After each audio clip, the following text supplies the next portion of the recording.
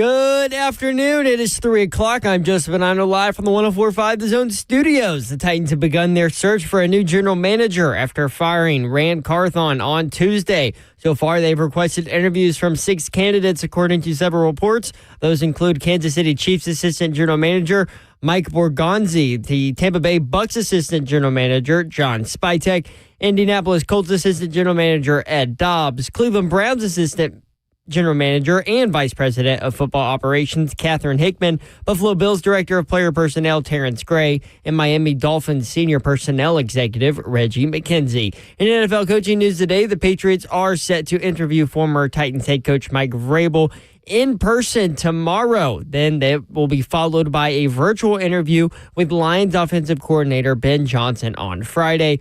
Also, both the Jets and the Raiders have requested interview with Chiefs defensive coordinator Steve Spagnuolo. For all your foundation repair and waterproofing needs, you need to visit USSTN.com. Breaking news at once on your home for the Titans and Balls. This is 104.5 The Zone.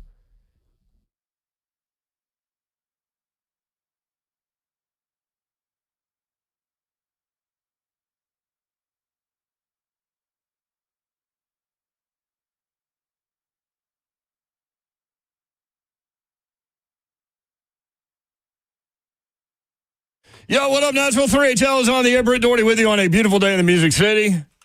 Snowpocalypse is coming, y'all. I mean, they're saying 100% chance. And it's like 90% chance of 2 or more inches in downtown Nashville. 75% chance of like 4 inches. Like 50% chance of 6 inches. So we'll see. Things can change as you get closer, but... That sounds awful. It sounds like... the weather models are pretty married to this idea of the snowpocalypse coming. So I'm supposed to fly out at 9 a.m. on Friday. How's that look? Thanks, Zeph. But it's snow, not ice, right? Snow, not ice. Friday at 9. Yeah, me too, Callie. I mean, for real. For real, though. I think it is supposed to arrive somewhere around 9 o'clock, honestly. Okay, maybe I can get out. Maybe you can get out. By the time I come back, it'll all be melted away. When are you coming back? Sunday. They're talking about melting Sunday afternoon and Monday. Yeah. So. I mean, it's going to be like 40 on... And sunny. Sunny is the Saturday. Big one. Yeah. So, anyway, that's what's coming. Obviously, we have a continuation day on the Titans' moves and what it means moving forward. We've had a day to kind of opine a little bit. Opine. Yeah.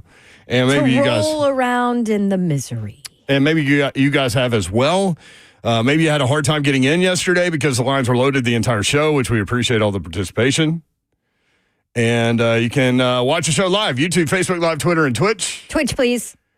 Slay Dog is in Charlotte. Now, one thing, Tennessee got, I mean. Actually, no, he's in South Carolina, I think. Oh, he's in South Carolina. Tennessee got the brakes beat off them. I mean, and Slay called it. I mean, I'm not saying he thought it would be a 30-point blowout, but he did call Florida winning that game. I was surprised at the magnitude of the blowout. She couldn't hit anything. I mean, nothing. Weren't you, though? Oh, I mean, yeah. I was like, wait, is this right? Is this an old game? What was the stat? It was like number one team in the country has not lost by 25 or more since like 1968 or something. I mean, it's basically almost ever. Yeah. Yeah, that was crazy. But now, Slade did call it. He felt Tennessee would struggle in that game. He picked Florida to win. Yeah. Tennessee went down to the swamp and got absolutely death rolled by the Gators. That's how I wrote it last night. Well, I mean, it's fair. Death rolled. Yeah. I mean, you ain't getting the out. Gator roll. I got it. Yes. 73-43, an absolute bloodbath. 4 for 29 from three-point range for Tennessee. 4 for 29. That is 13.8%. 12 for 56 from the floor. That is 21.4%. They were out-rebounded 55-38. Tennessee had just 6 assists. Fast break points, 22-3. Florida. Tennessee plays at Texas Saturday at 5 o'clock on ESPN. When Chaz Lanier started that game 0 for 6, you just kind of felt that that's how the direction was going to go for Tennessee the rest of the way. Right, and they missed 2 real easy at the rim buckets. Yeah. Then it was also a very physical game. Like Lanier went down the lane, and Oh, was that on his one-handed dunk that he attempted? Yeah, where he got hit in the neck and the body and everywhere. And I was like, okay. Typically, when that kind of play goes to the floor, you think it's either going to be a charge or a block, and they just let it go. And then it was off of Tennessee, so it ended up being Florida ball out of bounds. And yeah, it was just days when nothing goes your way. Happens in basketball. Happens in every sport. 615-737-1045 if you want in. Brent Doherty, Don Davenport with you. Zeph Dog, the executive producer of 3HL. Coming up today, guest-wise, what's up? Coach Mack, presented by Two Rivers Ford at 3:20. Todd Ferman, Bet the Board podcast. We'll dive into the college football semifinal games and the NFL playoffs with Todd at 4:20. Slay Dog is going to check in at some point. So the search for the general manager continues. We'll get you what has been reported momentarily, but again, we're going to go to the phones. Richard in Spring Hill, first up today on 3HL. Richard, what's up? I think we have a brand new news that my guess is going to be a brand new thing is that there's still a lot of time left, and I hope that they're taken seriously that the new Tennessee Titans general manager will be the legend Brett Favre, who formerly played for the Green Bay Packers, so the NFL general manager of the Tennessee Titans will be the NFL legend Brett Favre. Thank you, Richard.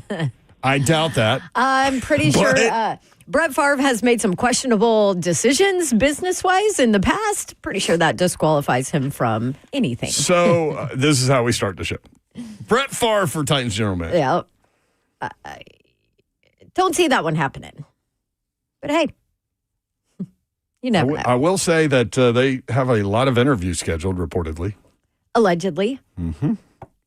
615-737-1045. Real quick, before you go to the lines, this popped up on the TV. How about the Cowboys denying the Bears' request to interview Mike McCarthy? And they don't even know if they're going to keep him. I mean,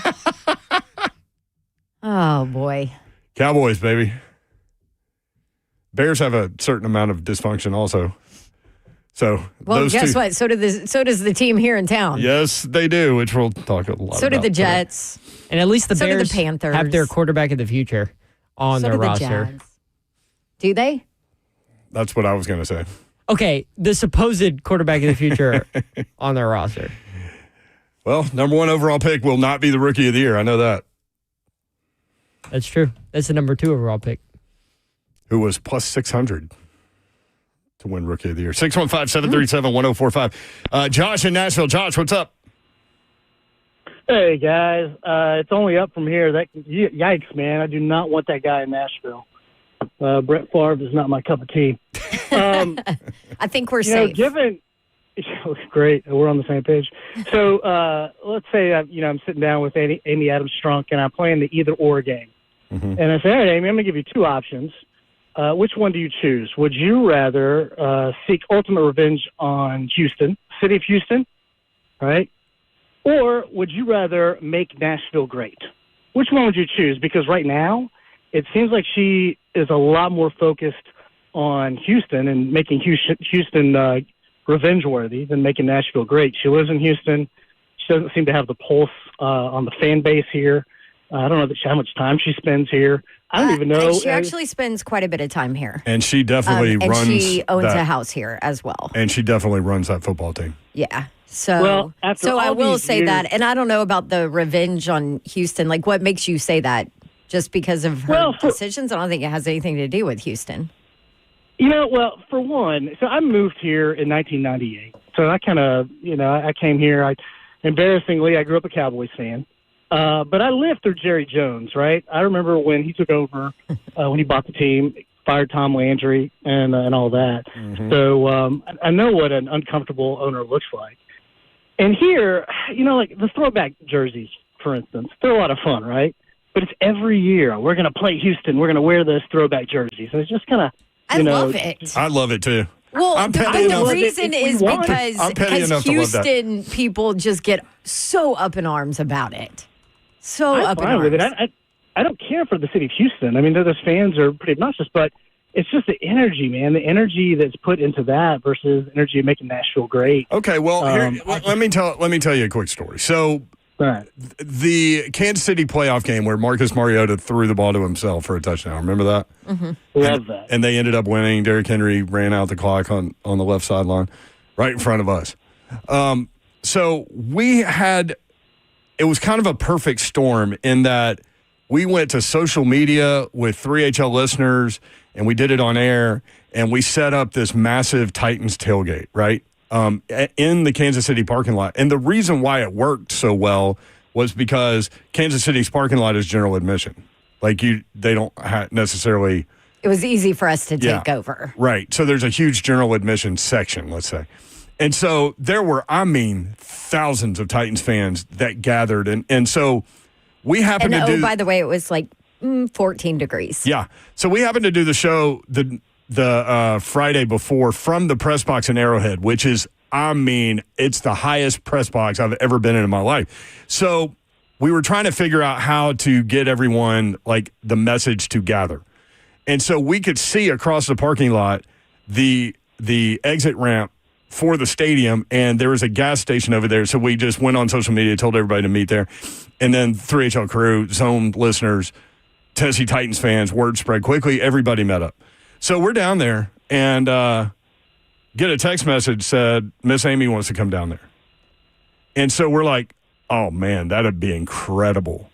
And she did. And not only did she come down there, she probably shook hands and took pictures with every single Titans fan there. An hour plus. She was down there, 14 degrees, shook hands with everybody. So she does care about this franchise. I didn't want that to... I know you didn't mean it in that way, but I didn't want that, to just be a flippant comment like that. She doesn't care. Yeah, and that's fair. And I tell you what, as a fan, I've been a huge fan of hers up until pretty recently. Yeah. And the part of the reason for the pivot... It's really easy to go handshake when things are fun. It's really easy to go high five when you're winning. But now, that's true. We've had a shadow GM for a year. Now we've got a unique GM situation. We've got a GM situation that nobody else has. Why isn't he out there taking questions and having a press conference? That's what the norm is. Instead, he's having private conversations with a few hand-picked reporters. And the same thing with Miss Amy. Look, I agree like with you her. on that. Yeah, we were just talking about that before the show. Yeah, I think it's hit it, Zeph. What is that? That would be complete. Yep. It's funny that we're you with said you on that. Josh. So that's it, man. It's just that, when things are fun, it's really easy to high five. Yeah, no, I get it. Right now, the front office just seems to be hiding, and that doesn't feel great. If you want my support, you want my money, you want my time, it needs to be a two-way street. Thank you, Josh. Good call, man. Thank you. I don't disagree with him on that. I disagree with the Houston revenge and too much energy put into that. I mean, how much energy is put into deciding what game to wear a throwback? I disagree with that, but I absolutely agree with the whole transparency, getting out in front of the media more, and not the handpicked, what was it, 5 reporters that got to talk to Brinker and Burke, Nihill, Yeah. I think, put your people out there. I said it yesterday. I think in terms of media like us, as opposed to handpicked writers, I think that'll come when they do have the general manager in place, so they have something else to talk about, so they can talk about moving forward. Which, if that were us, I'd probably play it that way too. Now, I was just told that Chad Brinker will have a press conference next week, so we'll hear from him then. Which is great and wonderful, we'll but right now is when your fan base is imploding. Right, but they're trying to set up interviews. They're trying to interview people. They're trying to do all that thing. I know. I'm just saying. I'm saying they have a PR problem. 615-737-1045 is the number. Coach Mack coming up next. 3HL 1045 The Zone.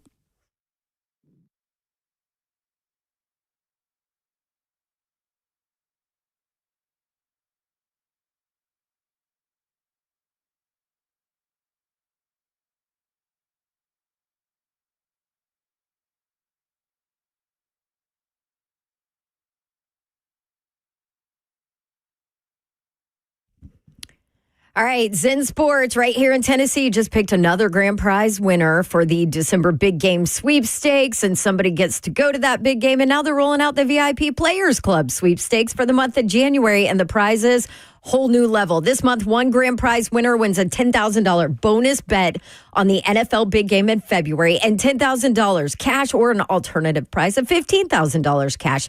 You can earn entries on every bet you place in January. Every dollar you wager, 10 times the entries on all parlay bets. Doesn't get much better than that. Kyle Slay's going to have like 50,000 entries. If you don't win the grand prize, don't worry. You also have a shot to win one of 5 small prizes. $1,000 bonus bet on the NFL big game or $250 cash. New customers, you will receive 500 entries in addition to the entries earned from the value of the qualifying bet. What are you waiting for? Head to zensports.com and jump in with Zen Sports, where betting just got better. Gambling problem? Call 1-800-889-9789. A qualifying wager for wager entry must have minimum odds for any leg of the entry at least minus 250 or worse American odds. For clarity, a wager at minus 251 odds doesn't qualify. Qualifying wager for a wager entry must be made for a minimum amount of $5. Head to zensports.com/sweepstakes for contest terms and conditions. Got to be 21 and older and in Tennessee to bet. If you are often feeling tired, lacking motivation and drive, gaining weight, or noticing a loss of muscle mass, these could all be signs of low testosterone. Don't wait, find out. At Low T Center, they make it easy to get your levels checked. It's just a simple test, and with their on-site lab, you'll get results back right there. Low T Center is not a typical doctor's office. Their physicians specialize in treating low T with testosterone replacement therapy, or TRT, for each patient. The experts at Low T Center have more than a decade of experience helping patients, and super important, their personal treatment plans are optimized for each patient. These are not just basic standard treatments. For current patients, Low T Center offers you a $150 referral credit for each new patient that you refer. And at Low T Center, you can also get your health evaluated for treatment with prescription GLP-1 weight loss medications. So get back to being your best. Go to lowtcenter.com to book your appointment today. That's lowtcenter.com. Low T Center, reinventing men's healthcare.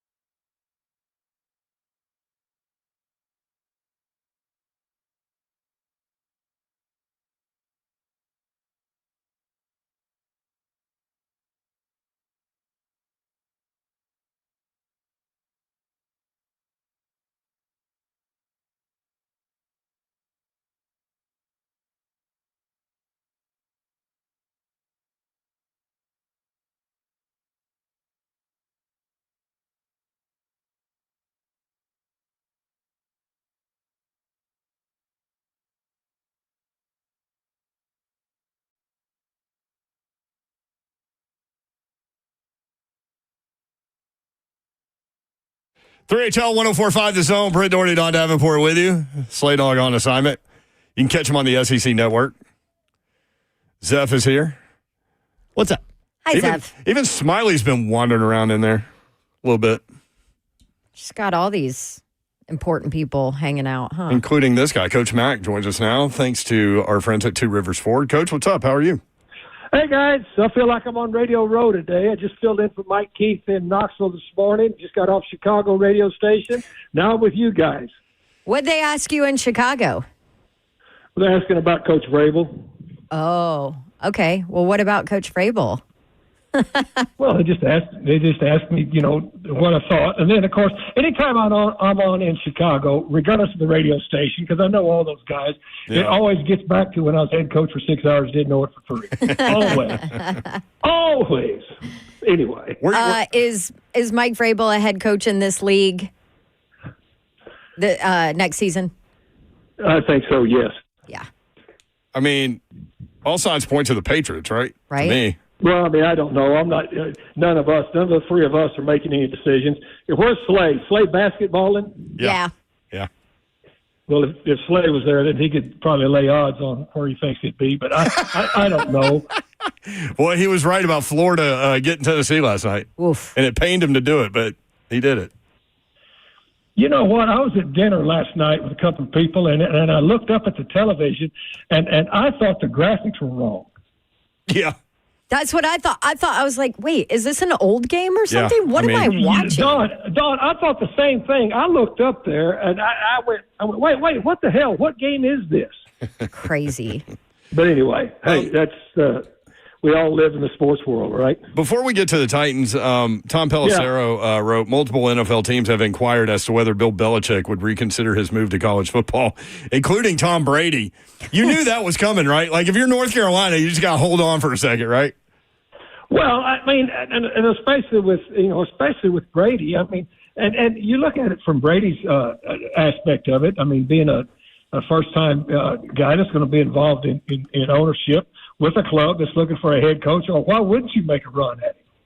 I mean, that to me makes perfect sense. Now, I don't. What did Coach say? What did he say? No, I'm going to stay here. What did he say? I haven't paid attention. He says he's staying there, but he's just that kind of guy. I mean, if you're a North Carolina football fan, you're always going to have to deal with this smoke, you know?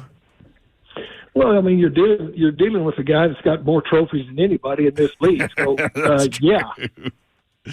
Yeah. So, all right, moving on to the Titans. The one thing that's a consistent, maybe more consistent than anything, is change in the NFL, right? Like, I don't know why you guys want to get into that business, but so Rand Carthon gone. Your thoughts on that? Well, I mean, it's just of course, I'm sad to see people lose their jobs. Yeah. I mean, and I've got a real deep feeling for that for anybody that does in this league, because I've lived it.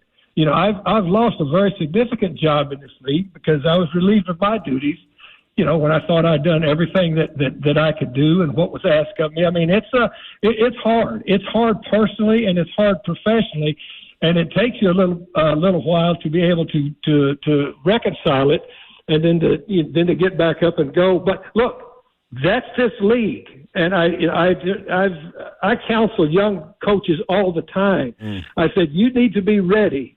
You need to be ready for some if you get into this league and you're lucky enough to be a coach in this league and you're lucky enough to go up the flagpole, and you guys know the higher you go up the flagpole, the harder the wind blows.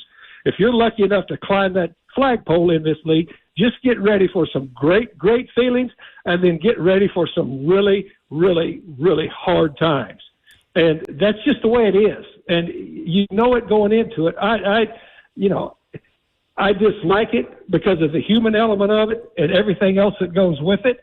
I don't want to see anybody lose their job, but I understand because I experienced it. I mean, I can speak to this, at a real level because I've experienced it.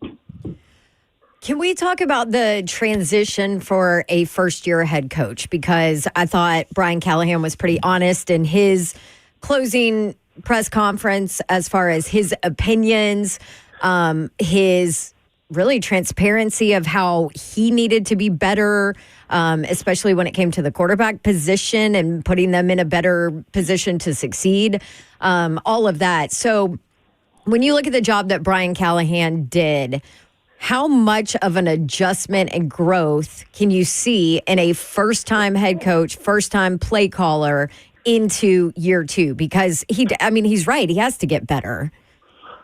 Yeah, and again, I mean, I think you will agree with this, Dawn, and I know you do because you're very honest. That's one thing that I've always appreciated about you is your honesty.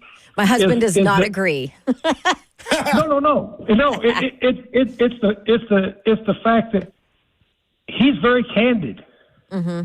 He is very candid. He's very transparent. Look, you don't know, and I'm just saying you as the collective y'all, collective everybody that has never sat in that chair before for the first time. It's just the amount of things that come at you that you think that you know what's getting ready to happen or that you're prepared for, and no matter how long you've been in it, it's just there's so much to it. And I thought he was very, very honest with all of the things he said. And that's one thing that he's been ever since he's gotten in front of, a podium here as a first-year head coach. He's been very honest. I mean, he's at the core, a really competitive, but a really humble and realistic guy. So, yes, there is so much. And then to bear up under, a 3-win team, 3 wins in your first year, I mean, that makes you check your whole card a lot. But it doesn't mean that you won't be successful eventually. But it's hard. And I just, again, as I say, I can speak to it because I've lived it. Well, and here's the other thing, too. Just because Brian Callahan was able to keep his job doesn't mean there weren't very, very serious and challenging conversations between the way I understand it. He met with Miss Amy on Monday. Then he met with Chad Brinker Miss Amy on Saturday. He met with Chad Brinker and those guys on Monday. Those are difficult conversations to have. And so, he knows. I mean, pro sports is the ultimate meritocracy. If you don't win, you're not there anymore. So he knows what he's going into in year two. Yeah, Brent. Well, I mean, he knew before he took the job. We all do. We all do in this league, and especially when you reach this level. Dawn deals with head coaches in her job, all across the country. And regardless of what level you are, when you're in charge, you understand that if things go well, there's going to be a lot of nice things happen for you. And if things don't go well, it's all going to come back to you. But that's what you accept when you accept these types of positions. And it's not just accepting the position. You work hard to get that position. If you get into it and you work hard to get into that position. And so, yeah, I mean, you've got to win. You've got to win, W-I-N. And you're going to be the same person, but your perception of you in the public is so much different when you win than when you lose. It's really incredible. Yeah, and I think we all kind of thought that, well, I mean, we all, the three of us, and them too, thought that Will Levis was going to turn out to be much more effective this year than he ended up being. And we all wanted him to. Yeah, and we all wanted him to. It all starts there, right, Coach? Quarterback. And you need it to, because that was the thing. I mean, you need to be able to have a functional quarterback, and that was what everything was pointed to. I mean, I don't think they left any stone unturned, to try to make that happen. I really don't. I mean, I just, I watched the whole evolution of it, and it just never did click on a consistent basis. There were flashes of it, but flashes in this league, because of how competitive it is, it's not enough. You're looking for consistent play, especially at that position, because that is the premier spot for any NFL team. You guys know that. I mean, the quarterbacks know that. The coaches in this league know that. And so there was no consistency at that position, which hurt. Coach Mack with us, presented by Two Rivers Ford. Coach, Chad Brinker going to have a press conference next week, we were just told. Also, he did meet with Jim Wyatt. And so walk me through this in terms of his description of their vision. He said, "We're going to be a draft and develop organization." What does that mean? Number one, it means we're going to build the core of our roster through the draft. And we're going to be more selective in free agency. Number two, it means we're going to emphasize player development, particularly our young players. And number three, once those players are developed, we're going to be looking to retain our core performers to the best of our ability. Well, I think ideally that's exactly what you want, because you can't build consistency in this league. It's been proven time and again. Maybe you can get in spurts by employing people from somewhere else to add to, but to be able to build a core, I mean, that's exactly what you have to do. Seattle's done it that way. Detroit's done it that way. I mean, you're seeing more and more franchises do it that way. Now, obviously, the Titans spent a lot of money in free agency last year, and they're top 10 in terms of available money in free agency this year. So it will be interesting to see what they do there. But clearly, I mean, that's a point that Brinker definitely wanted to get out there, that we're going to be selective in free agency, just kind of setting the tone for the market in terms of expectation. Well, absolutely. I mean, and that's what you have to do. I mean, I don't think they spent money on the wrong people. But you, because of injury, you didn't have the people that you spent money on. I mean, and that's just look. That's the roll of the dice you take in this league, because anytime you put them out there, you've got a chance, for them to be injured. And so, to me, free agency is clearly it's changed the league, because it is a supplement to be able to build on something that you are trying to build, through the draft, through development, and hopefully re-signing your guys that you've made the right decisions on. Through the draft. But, free agency is not a cure-all. Free agency, I mean, we're seeing it in collegiate football. They're learning this. I mean, the transfer portal. Yes, you're right. You know what I'm saying? Yeah. You guys know that. I mean, you guys live it too. There's salary cap there, although there's not one.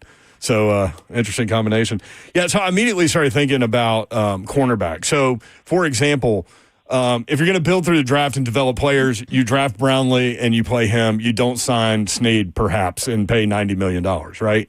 And so we kind of got to see that because Snead happened to be hurt, and you did happen to have to play the rookie who did develop and looks like he's going to be a really good player. So that was just one example that kind of popped when I read that comment. Well, yeah, I mean, but here's the thing, you would hope that Brownlee would have had a chance to I mean, Brownlee was thrown into it. Yes, I mean, all of a sudden, you're coming in here as the fourth or the fifth guy, going to learn how to play in the slot, maybe every now and then bounce outside to be in the number one corner. The way that this roster fell out, especially in the secondary because of injury this year, as we move towards the end of the season, Brownlee was on the number one receiver on every team that you played. I mean, that's just what it was. Aren't you excited about that player moving forward? I liked that player when he first came in here. Yeah. I mean, you guys did too. Yeah, I mean, Cosell knows the secondary, just like you, knows the secondary coach at Louisville, and he was like, I could not believe that. He was like, he got drafted 2 rounds too late. No, he got drafted just right. Rhett told me that you guys are going to start working on your draft board stuff coming up later in the tomorrow morning at 10 o'clock. I have not looked at one player on tape. No quarterbacks yet? Come on, Coach Mack. I'm telling you, Dawn, have I ever lied to you? Seriously, think about it just a minute. No. Okay, so I haven't looked on tape. Now, I've television scouted some people, but that doesn't count. But as far as digging down into it, we are starting tomorrow morning at 10 o'clock, and then it's on. I can't wait for you to. I'm like, I know you've watched games because you text me on games that I'm working. Yeah. Oh, he loves college football now. It's because I like to watch your interviews. Yeah. She tends to go viral. I mean, look, I television scout all the time. I mean, I'm always watching ball, but as far as digging into tape, there's a difference in doing that and then digging into tape and then comparing. And, Rhett and I will start, and then hopefully by the time we get through with the Senior Bowl, we will have at least some thumbnails on about 200 guys, which, but it takes a lot. So we'll be going from about 10 to 5 tomorrow and 10 to 5 Friday because it's going to snow everybody in. So that's what we're going to do. What do you call it? You got the vertical and the horizontal and the how do you describe it? Well, that's when you put your board together. It's a vertical and horizontal board. It's not just a vertical board, and it's not just a single board. I mean, and it has to be horizontal and vertical so that you can adjust, because you don't know in the draft. Again, I've been in a few draft rooms during the draft. You don't know who's going to take who. So you've got to be able to have a board that you can move. A few years ago, I was walking past one of the offices up here on the second level of our building, and the door was cracked, and I could hear Titans Amy, and I could hear Rhett, and I could hear you, but all I could see was like this gold light shining through the crack of the door, almost like the briefcase in Pulp Fiction and Reservoir Dogs. And I was like, so at that point, I'm like, now I know what was in the damn briefcase in Pulp Fiction. It was Coach Mack and Red's draft board. Yeah, it sounded like you were the Raiders of the Lost Ark when they opened the tabernacle there. Yes. I love it. Well, look, I enjoyed doing it. This will be my 39th notebook that I'm going to fill up on players in the draft. And I absolutely love it because I think it's important. You keep them all too, don't you? What goes on. And plus now, having been here with Titans Radio, I'm able to be able to share it on the radio when we start doing the draft show. And you want to be prepared. You keep them all too, don't you? Yeah. That's the Coach Mack book's going to be fascinating. Coach Mack, when I was in Dallas and this is great. Yeah. Have you not told him this story? What, about the facility? No, about Emmett's draft. I don't think I have, no. Listen to this, Coach. So I got the whole facility tour. I took pictures of it. I wonder if I can read it, if I can pull it up. Anyway, so we took the whole tour of the facility, which is unbelievable, by the way. Which is beyond fabulous. Oh my gosh, it's crazy. So, in one part they have, the triplets, whatever, the three guys, and they have all of their draft evaluations from back in the day. Yes. And so Emmitt Smith's was actually pretty negative, and it said in the I'm trying to find the picture so I could read it word for word, but it basically said needs a little extra push, doesn't, practice well, doesn't go hard at practice, like all this kind of stuff. Needs to be pushed. Yeah. And it was really a quite negative kind of draft review. And had the guy who scouted him and everything on it. I was like, I don't know if I want that name on there. Can you name names? I can if I can find the picture. Well, let me tell you something. And the reason I say that is this. I learned scouting from Bill Tobin, and he told me you can never talk about a player unless you've got a written report with your name on it. I don't want somebody sitting here just expounding on and giving me all this guru Charles Dickens novel on a player without writing. Okay, well, it was all handwritten. Yes. Well, that's the way we used to do it. I mean, that's the way I learned to do it. It's the way I still do it. I mean, and obviously the pages were, yellowed and old, but here. That's fascinating that you saw. But you could not speak in a draft room unless your name was on a report. Yowarski. Jaworski. Yeah. I know who that is. Yeah, but I know exactly. He was there forever too. So he was the scout. Here it is. Low key on the field. His laxity when practicing is an issue. Keep going. I've got to get in deep in it to be able to see it. This was all coached out of him.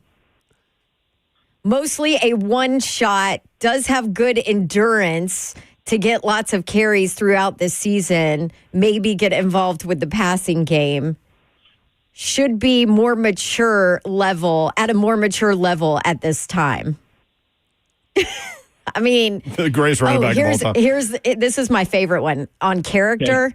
He's a little emotional at times, has been highly catered to, but is still a team player, so that's good. needs to work harder on the field, will work the offseason program, but certainly needs encouragement and needs to be pushed.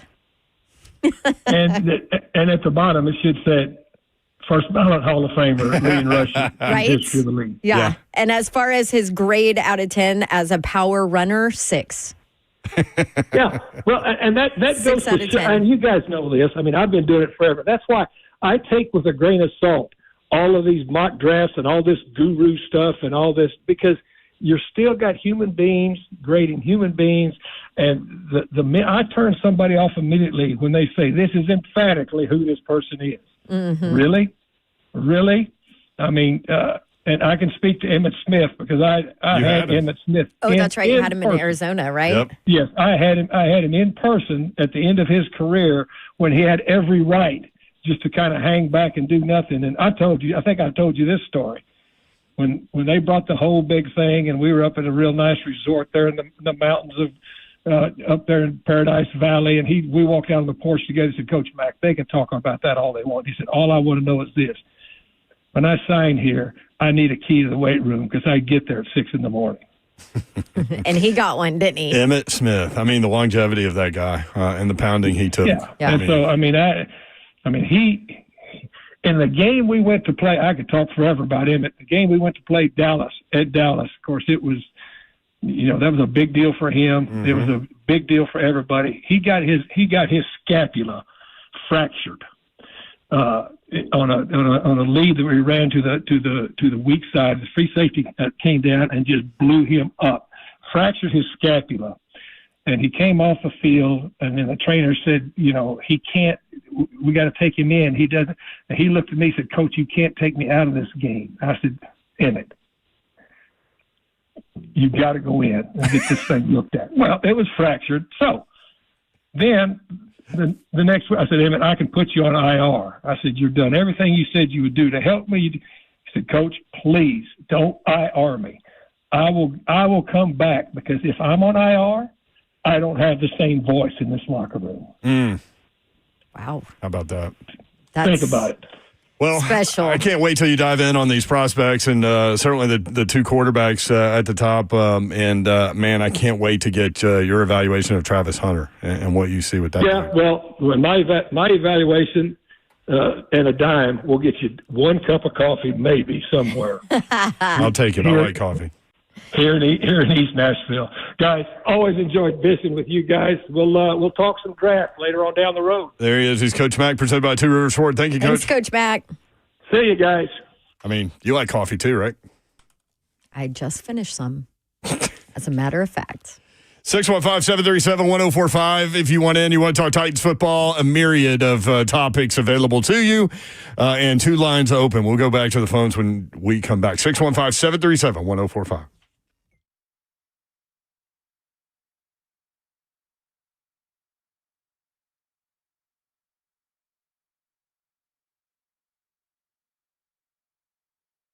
What's happening, people? Big Slay here, man, and I recently contacted We Grow Hair because a little bit of the sunroof started to open up, and I was like, no, I'm going to hit the close button on it. I don't want it on tilt or anything. I know what you're thinking. You're probably like, man, you ain't even losing nothing about Slay. Well, for me, when I'm looking in the mirror, I'm looking on Zone TV, looking at the SEC network. I ain't going to stand by and just watch it. Not just watch it happen. Now, when I can go fix it at PAI Medical, We Grow Hair, you can lose up to 50% of your hair before you even notice it. Do what I did. Call right now for your free evaluation, 615-376-6010. For almost 30 years, We Grow Hair has been Nashville's premier hair restoration medical clinic. We Grow Hair's FDA-approved laser hair therapy plus antigen therapy is going to restore your hair. They have a trademarked hair transplant procedure that gives you 3 times. You hear that? 1, 2, 3 times more hair in one procedure. So you're losing your hair, fix it. Go to WeGrowHair.com, 615-376-6010, and let them know Big Slay told you to go.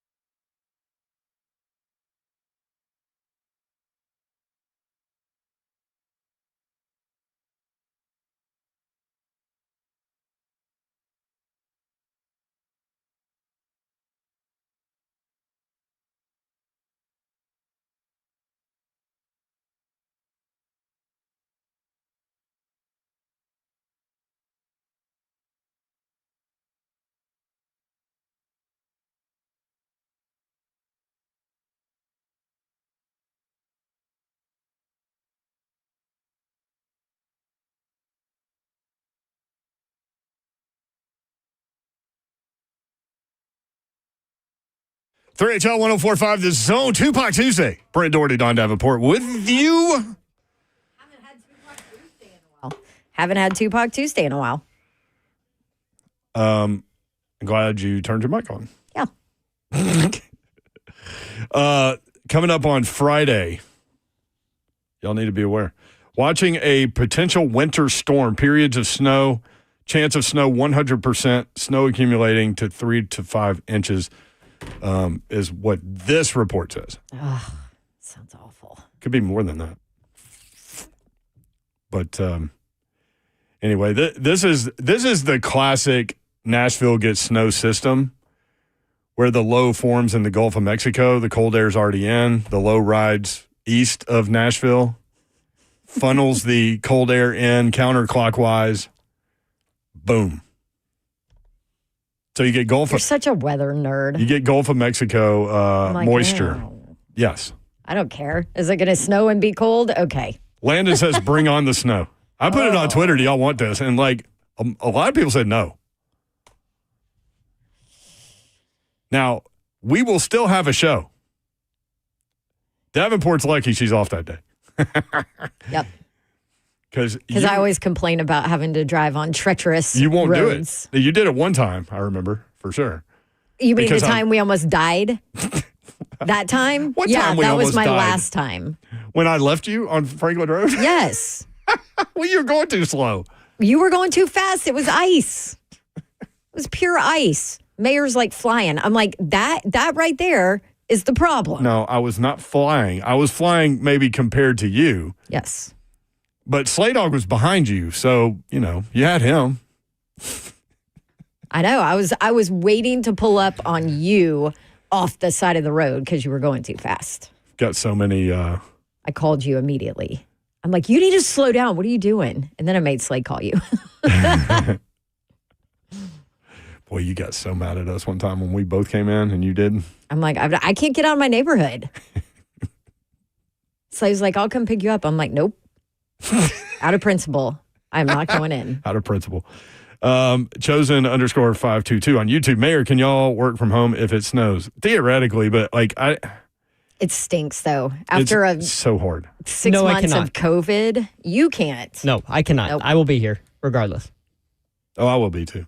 But after 100% what was it, about 6 months that we worked from home during COVID and did the show? It was That was incredible. so hard. Well, a lot of what we do, honestly, just behind the curtain moment, a lot of what we do is it comes off of eye contact and body language. And and look, I know a lot of people dealt with work issues during COVID, as did we, but doing what we do, it was really hard to do shows, especially considering there were no sports.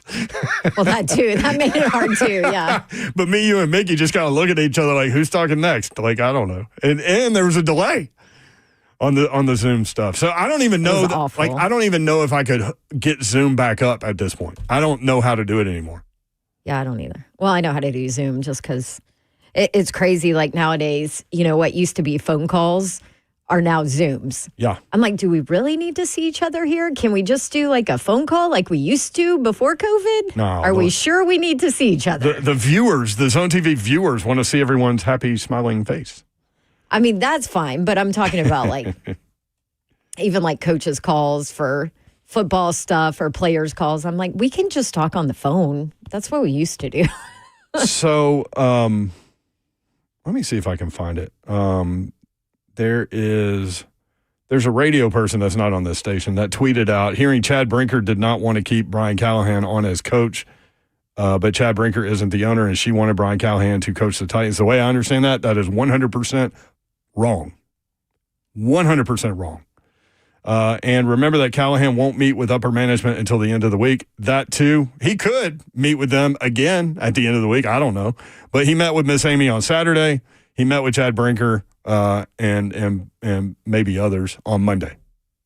So whatever that is wrong too. So just wanted There to you throw go. that out there. 615 Clean it up, Mayor. Clean it up. 1045 at 3HL 1045. Will Levis posted on Instagram, year in and year out. This game amazes me with how beautifully it touches my life and molds me as an individual. Truly thankful for every ounce of adversity I faced in 2024. Won't be who I will be without it. I think is an incredible post. Jeffrey Simmons then added in on the comments. Like, Big Jeff here. You never changed through it all. That's what I appreciate most. Only way is up from here. Much love, bro.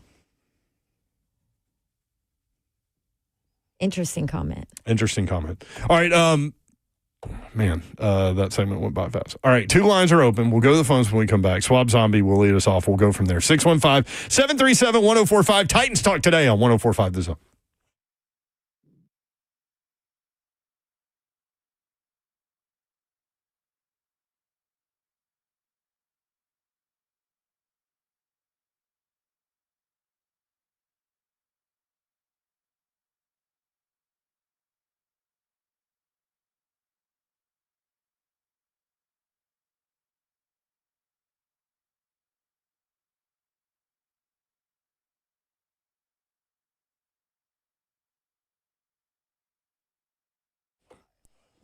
If it is football time, it's scoreboard time. Where are you catching the playoffs? Scoreboard Opry is where you need to be. Scoreboard Opry near Opry Mills Mall in Donaldson is open late and always warm.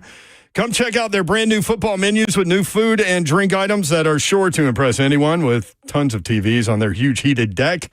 There's not a bad seat in the house. Are you ready for some fun this weekend? There's no better place to kick the weekend off than Scoreboard Bar and Grill. Catch the best live music, no cover, free parking, largest selection of bushwhackers, coldest beer, and absolutely delicious food.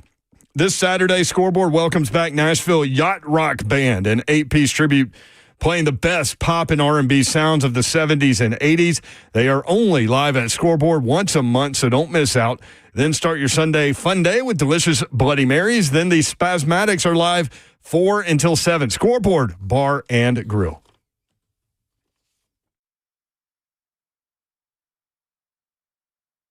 I love living in Middle Tennessee. We've got great restaurants, entertainment, sports, and one of the nation's top Ford dealers right here in our backyard. Two Rivers Ford. Remember that name. Two Rivers has been a staple in our community since 1983. They're locally owned. They have a non-commissioned sales team, and they sell below MSRP. They've been doing business with integrity for decades. Two Rivers Ford, the South's most trusted Ford dealer.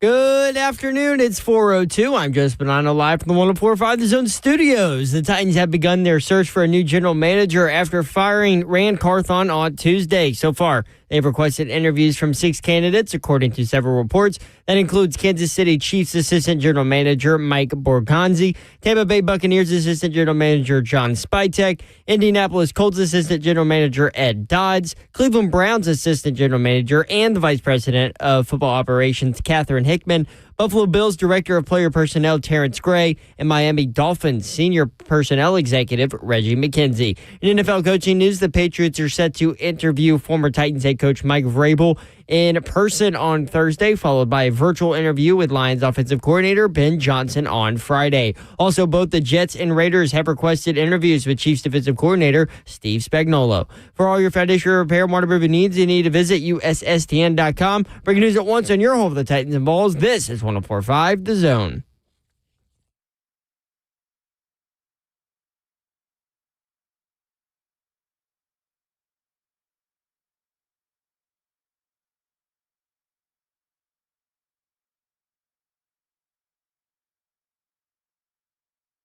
HL 104.5 The Zone. Brent Doherty with you on a beautiful day in the Music City. It's chilly out there. Dawn Davenport is here. What up? Let's go. She finds these, is it a toboggan or a beanie with a hole in it where you can pull your hair through it? I don't know. Beanie, toboggan, same thing, right? Zeph, what do you think? Toboggan or beanie? I think it depends where you're from. We all have them on. Well, I'm saying right now or here. Like, I call it a beanie. I call it a beanie. I do too. I think that's a southern Toboggan thing. is very fancy. I feel like that's fancy. Toboggan. I'm wearing a toboggan. Yeah, like people in Aspen wear toboggans, right? Yeah. It's like a different level of person than us. Slay Dog is on assignment. So there's that. Hey, from Jim Wyatt, next year's home and away schedule? We don't have dates, times, anything like that, but we do know the opponents home and the opponents away. Ready? Okay. Home or away? Which one do you want first? Home. Home. Kansas City Chiefs. Patrick Mahomes and the boys. Let's go. L.A. Chargers. Justin Herbert and the boys. L.A. Rams. Matthew Stafford and the boys. Cross country. Seattle Seahawks. Who's going to be their quarterback next year? Geno still? I think so. New England Patriots. Oh, Vrabel coming home. Sorry, not officially yet. Soon. That's gotta happen. Oh, that'll be I mean, I'm going to go back to, like, remember when Vrabel got fired? And we talked about how, like, he's such a control freak. Mm-hmm. You know how sometimes, like, if you want another opportunity somewhere else, but you want to allow, because of loyalty to your place of business, the chance to turn you down. And so, like, you over, what's the word I'm looking for? Compensate? Yeah, you overdo it. Like, Yeah. you say, like, you want this knowing they won't go there. That's kind of where Vrabel was, I think, thinking he could get the Patriots job last year. Yeah. Right? And then I think you're right now. Like, he sat out. He wasn't going to coach anywhere else. I mean, he went to Cleveland, did that little thing. But I think you're right. I think he's told them now, like, this is it. Mm-hmm. If you want to hire me, Kraft, this is your year. Right. You better do it now. And so they have to do their due diligence and all of these things. And so, I think that's what we're waiting on. But I think that'll be a situation where he has a lot of control. This might be a little early for this question, but if Vrabel does go to New England, is that game then circled on Miss Amy's calendar as we better win? No. The way that I understand it, like, Houston's a different deal with her because it was to her dad. But the way I understand her is she's such a business person that there's not a lot of personal involved. Now, she has personal attachments with players and people that work for her and stuff like that. But we've all seen it to a fault. If there's a business decision to be made, she will do it. Clearly. Agree, disagree, whatever. That is true.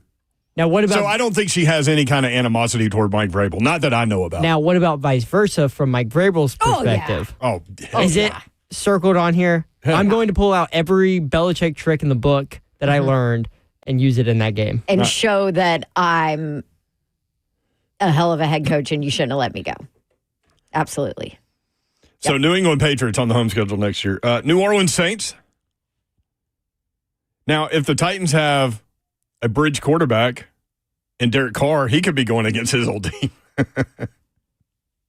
I don't know, though. Based on that, we need to revisit what Chad Brinker said about how this organization is going to be run from a roster standpoint. They may be telling you they are going to draft a quarterback. They're not telling you crap because they want to keep it a secret regardless. They want to do it through the draft, not necessarily through free agency. So what are they telling you there? So paying a lot of, like, overpaying a veteran quarterback doesn't really fit into that little narrative. Definitely not overpaying. Which you would have to do because but also trying to force one of these quarterbacks to be your franchise guy just because you're at the top, even if one of them it's going to be fascinating. It's going to be fascinating. That in itself is also a bad decision. Yeah, but I just don't think that neither one of these quarterbacks are worth it. I don't think that. I get that you don't can think put they them, are worth it, or you think they are worth it? Wait, what? I think you confuse yourself. Double negative led to proof positive. You gave yourself away. So you don't think that they're worth the number one overall pick? I do think that one of them is worth it. Okay. Yes. Okay, gotcha. Yes. You just don't know yet. It's going to be a fascinating draft process. But yes. Okay. But Let me roll through this. I think the narrative out there about that this is a terrible quarterback class, well, yeah, it's terrible compared to last year because last year was ridiculous. I mean, did you ever think you would have that many successful rookie quarterbacks coming out of one class? Just was alarming that Matt Miller from ESPN said that. What did he say? You got it? All right, what do the Titans do moving forward? They've realized that Levis is not the guy, and now they have the first pick in the draft.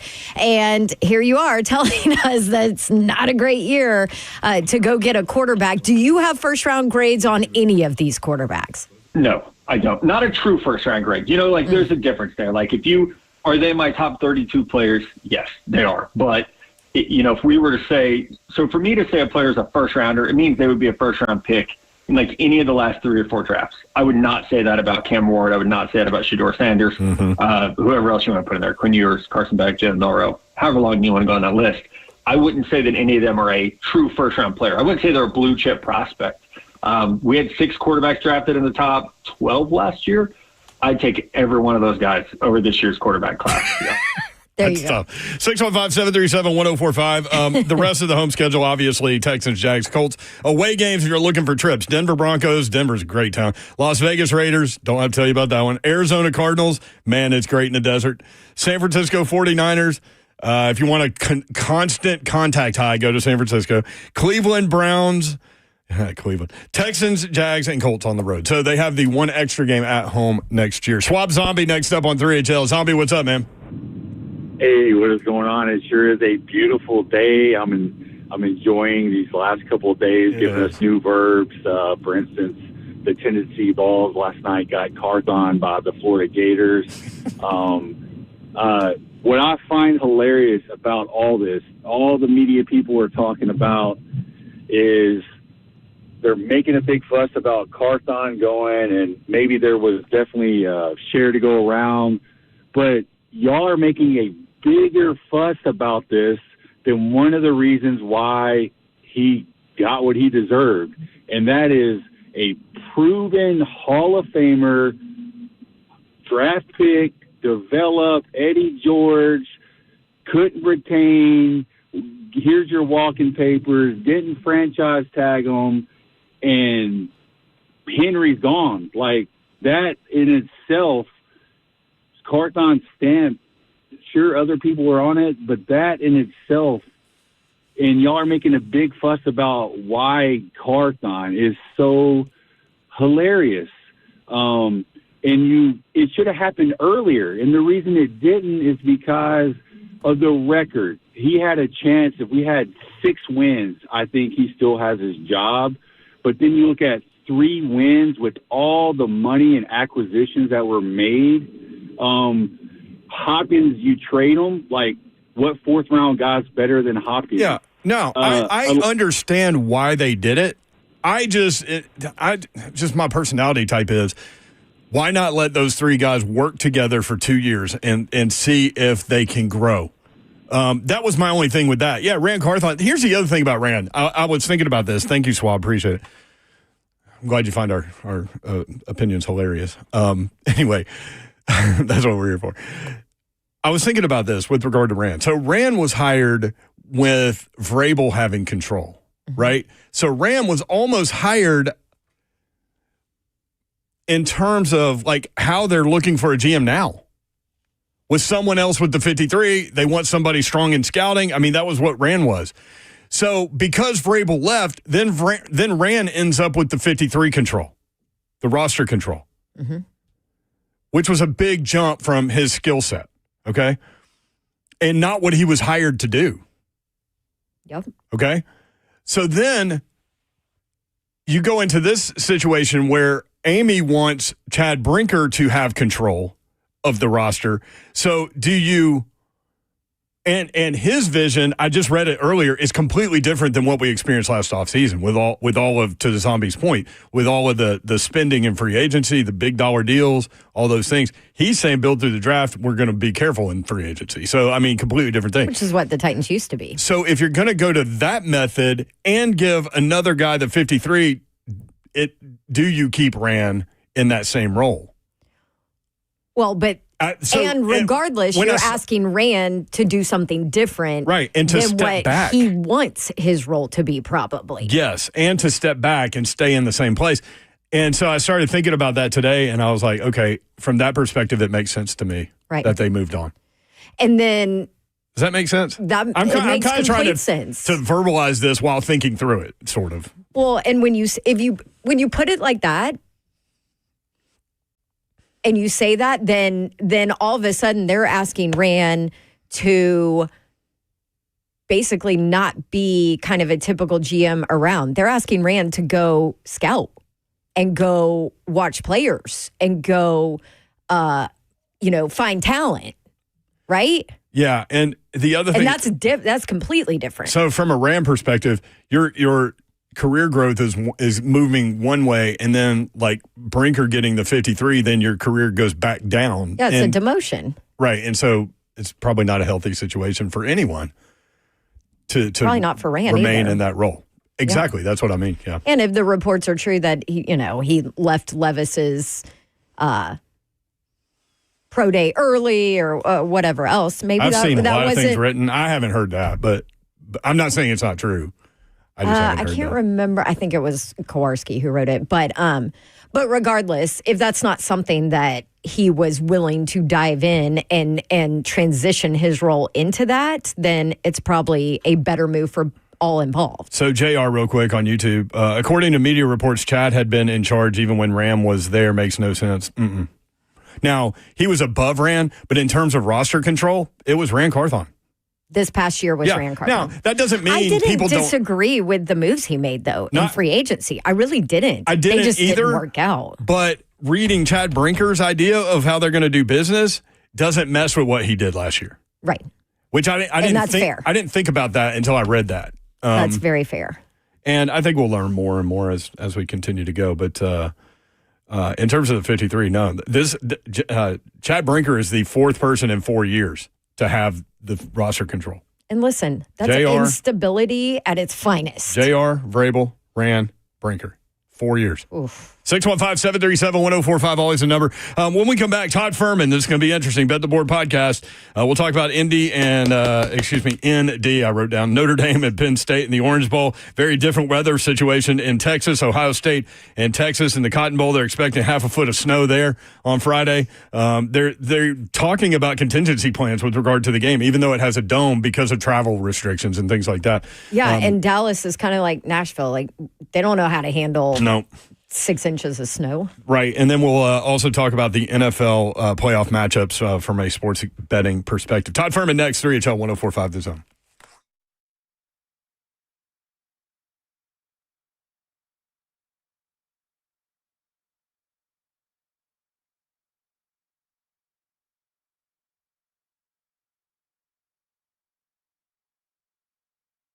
Twitch, please.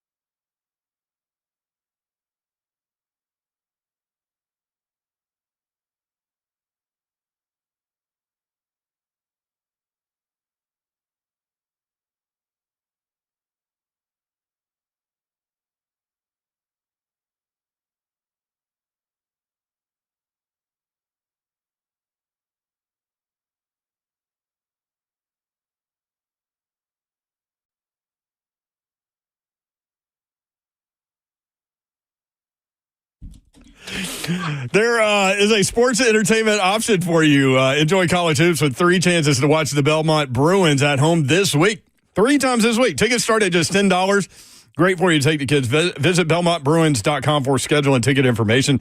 It is Bruin time. Bruin fans, single game tickets are on sale now. Make sure you stop by the ticket office or simply go online and purchase tickets at BelmontBruins.com. Don't miss out on all the free giveaways and promotions all season long. Tickets, again, starting at just $10. Ticket representatives are standing by now. You can text or call 615-460-BALL. That's 615-460-BALL. You can text, and if you do, someone will text you back right away. Again, that's 615-460-2255. 615-460-2255, or visit BelmontBruins.com. Belmont basketball, it's Bruin time. Best entertainment value in Nashville. Safe, family-friendly environment. Upgraded concessions, including kid-friendly and healthy choices. Free covered parking close to the Curb Event Center. Belmont basketball, it's Bruin time. BelmontBruins.com.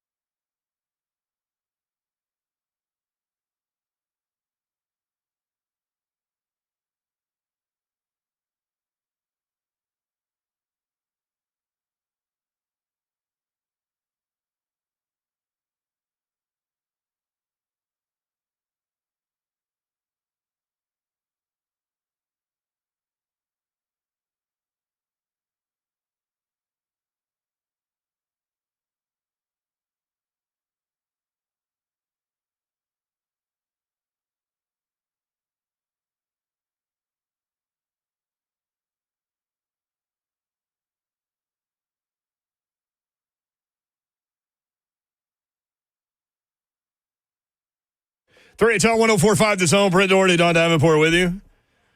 Ron Slay on assignment. Todd Ferman joins us as he does every Wednesday at 4:20 to talk about sports from a sports betting perspective. Todd, what's up? How are you? I was really hoping Slay was going to be here today, but I know it's the time of year where he takes this show on the road on Wednesday because I wanted to rattle off some numbers for him and have him try and defend some of them. The 21% we saw from the Vols from the floor yesterday, the 14% from beyond the arc, and the 60% from the free throw line.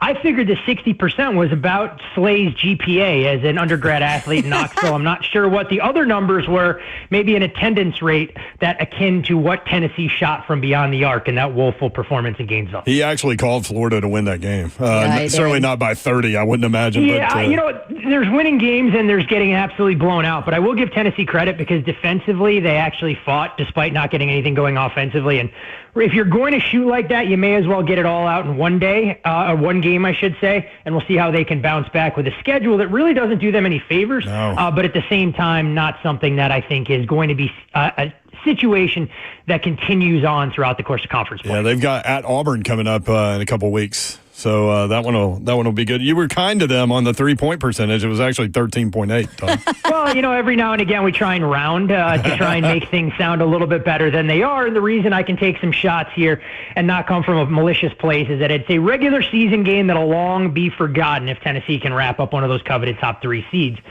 2 months from now.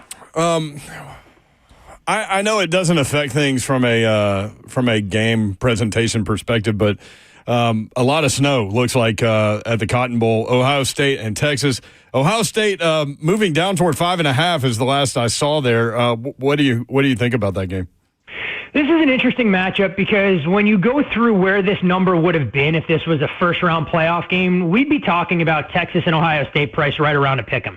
But what we've seen from these two teams, they appear to be ships passing in the night headed in very different directions. Texas struggling to exceed odds makers' expectations, needing to withstand that late goal line stand to cover as a 13.5-point favorite against Clemson, and then allowing Arizona State to hang around, erasing a 16-point deficit in the fourth quarter. Meanwhile, on the flip side, Ohio State starting to finally look like the elite team we thought they could be coming into the year, power rated by most of us number 1 in the country, and by virtue of that dominant performance against Tennessee in the opening round, following it up with a blitzkrieg of Oregon in the Rose Bowl, you're seeing the betting market respond, and it begs the question, do you trust the season-long body of work for these two teams? If you do, you're not getting to Ohio State nearly a 6-point favorite in this game. If you think Ohio State has to be judged on their current form, and the same applying to Texas, then Ohio State is the only way to look, and it's part of the reason that I have not invested in this game from a side perspective. Chose to attack the Ohio State defense against Texas offensively, looking to bet the Longhorns team total under 23.5. Interesting. Okay, Penn State, Notre Dame. I'm excited about this one.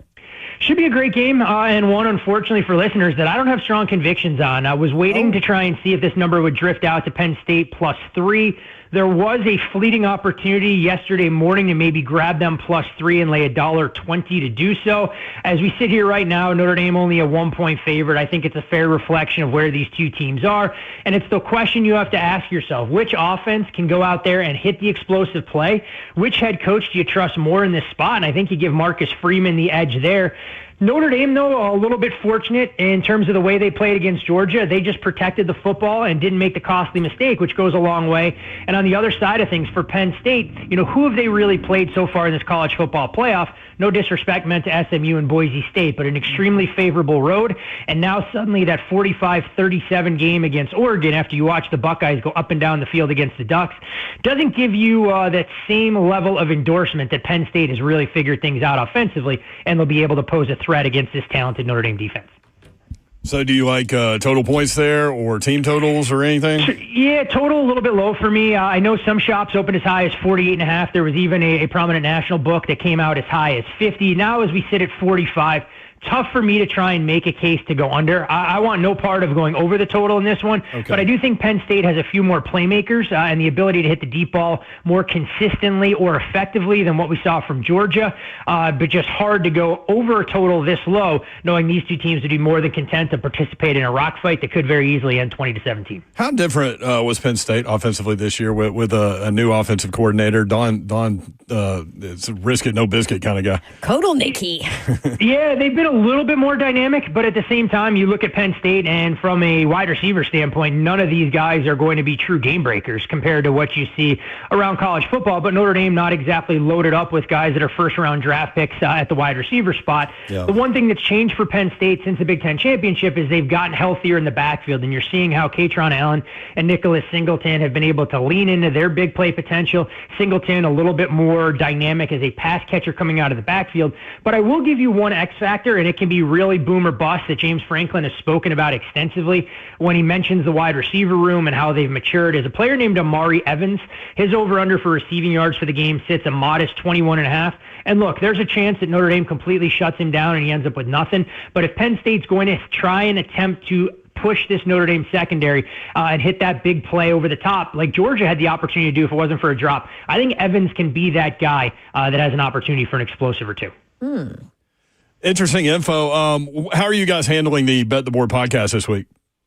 So we broke down both college football playoff semifinal games. That podcast dropped yesterday, so about 20 to 25 minutes on each of those, along with one best bet for the most actionable angle we could find. We'll be back with the College Football National Championship podcast, so mark those calendars a week from Friday, and then we'll deep dive all 6 wild card games. That show should be available for most folks right around lunchtime in the Central Time Zone tomorrow.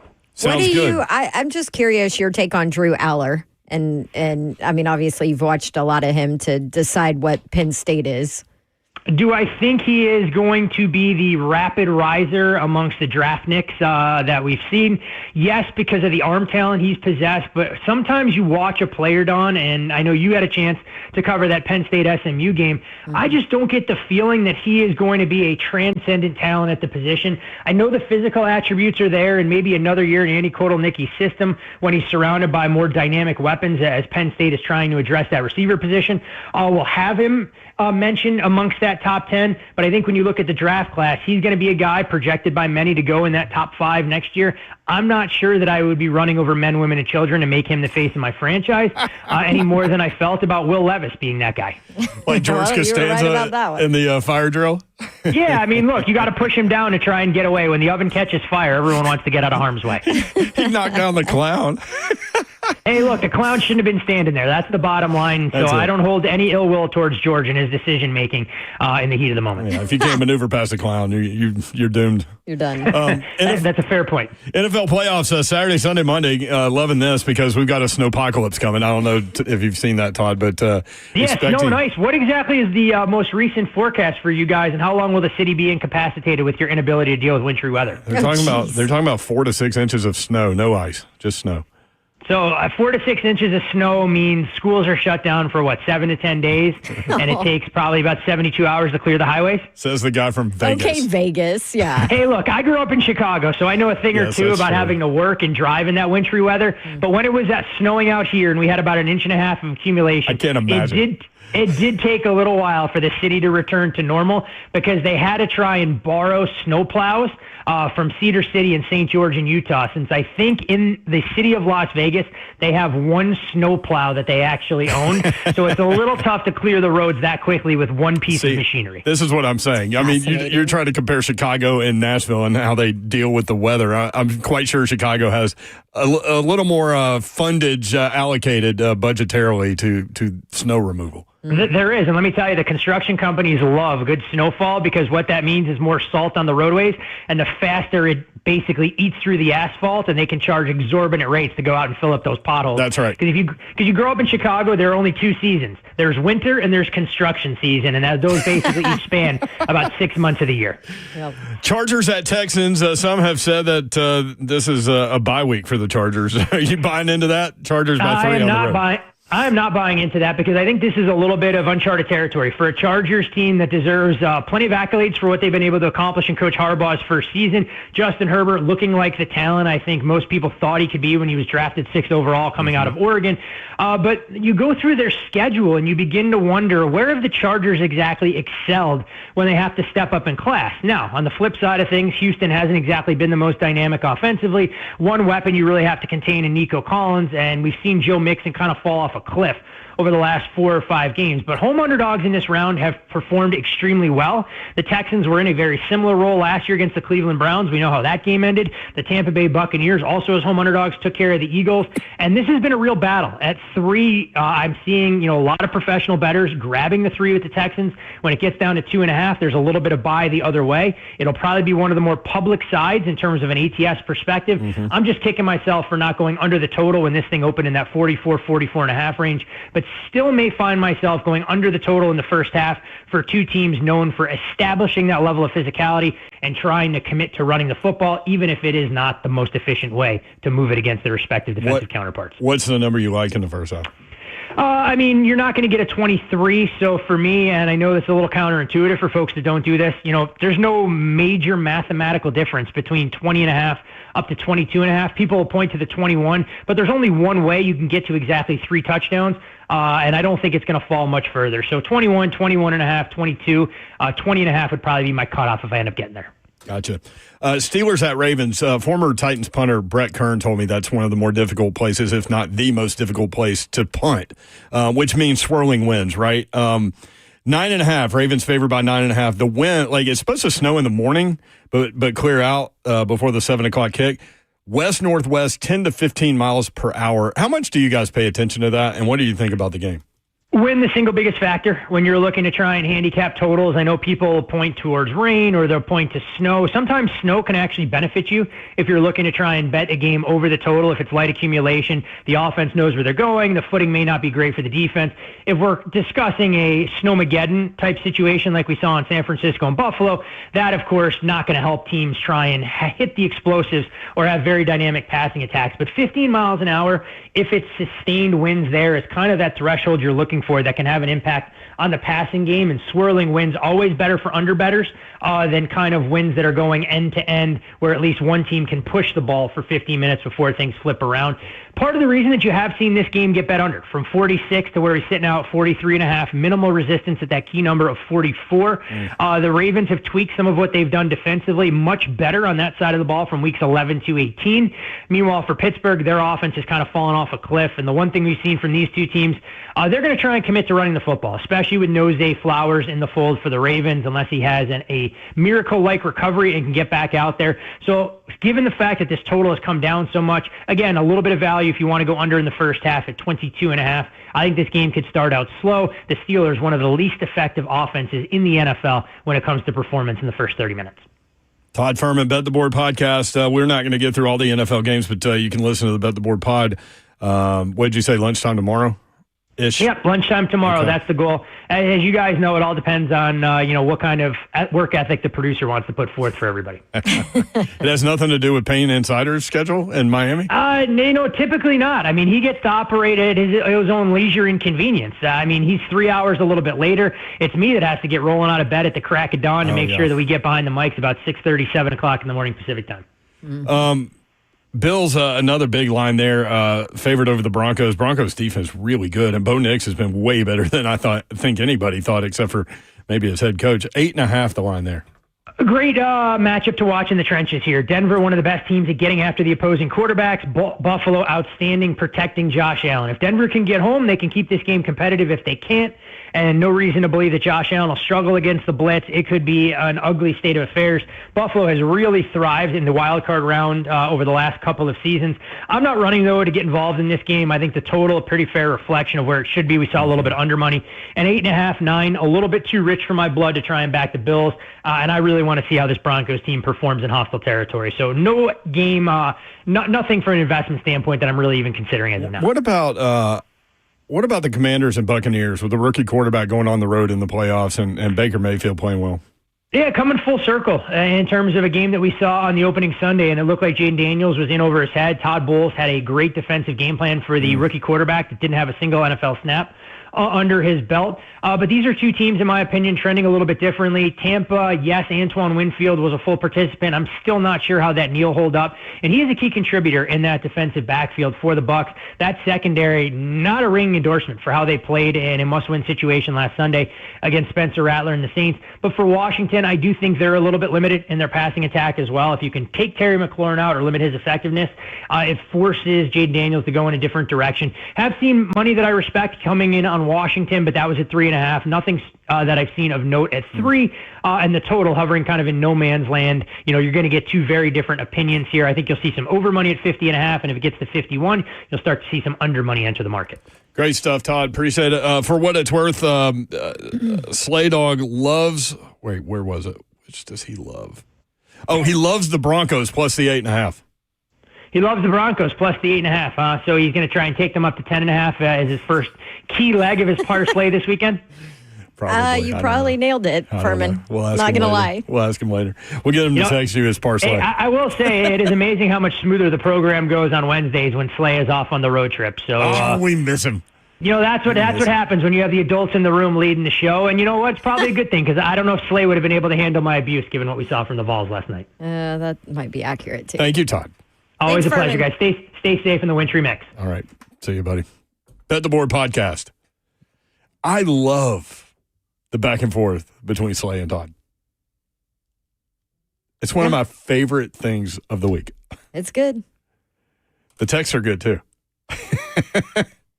Oh, it's good. But on air, it's good. I removed myself from that text thread. Oh, you did? Yeah. I think Slade does it just to get under Todd's skin sometimes. Oh, well, they both do it. Yeah. They both do that to each other. Yeah. It's great. It's great. Frank was on Briley Parkway. Probably not anymore. Frank, what's up? I'm at home now. I'm in East Nashville. There you go. You're up, Frank. Hey, I want to comment about Amy. I was at the Kansas City game. Yeah. And that night before, it was all over Facebook, the bar there, I can't think of the name, that everybody met at. Oh, yeah, she was there, too. I forgot about that. That was the different Kansas City trip, I think. Yeah, she come in, and guess who was with her? 2K. Yes. Oh, Chris Johnson. That's right. They're like best friends, and Lindell White was with them, too. He wasn't there that night, so they sat right there and drank beers with us, and she talked to us like she was our brother and sister. I mean, I don't know where that guy was getting all that. Baltimore? No, it was Kansas City. That was Kansas City. Because it was Power too? Light District. We took over the bar. Okay. And then that's when Babs rode the bull, and the bull threw her against the wall. Oh, yeah. And another thing, and then we got wait, Frank, before I forget. And then she calls an Uber to go to her hotel. So we go outside to get the Uber. Uber pulls up. Her hotel is literally across the street. Oh, Lord. He goes, are you serious? I'm like, sorry. It's about 4 a.m. That was a hell of a night, man. Yep. Oh, it was all Titans, man. Oh, yeah. And then the next morning, going to the game, and dawn, it wasn't 13, it was 8 degrees. Yeah. Oh, was it? Oof. Yeah. And we found a Titans tailgate out there, and we got up there, and here she and 2K come up again. And, she remembered my name. Yeah, she's so nice. I don't know where that guy was going with that other call a while ago, but anyway. Good and stuff, I got Frank. 2 more things for y'all real quick. What's up? Brett? Yep. I graduated from Hugh Fogg in 78. All right. And on the left lane, you can't say it enough. And tell them that yellow line means passing. That's right. Yeah. I was at Hugh Fogg 88, 89, then Hillsborough 90, 91. So just behind you. 75 to 78. I took electricity and been an electrician ever since. There you go. Nice. Look at that. We were the Blue Devils. You were the Knights. We were the Knights. That's right. Thank you, brother. Yeah. Thank you. Thanks, Frank. I went from the Knights to the Burrows. I still don't understand why my high school are the Burrows. But, I mean, I get Hillsborough Borough. I mean, yes, I get it. But jackasses, seriously? Yeah, it's a lame mascot. We'll be right back. 3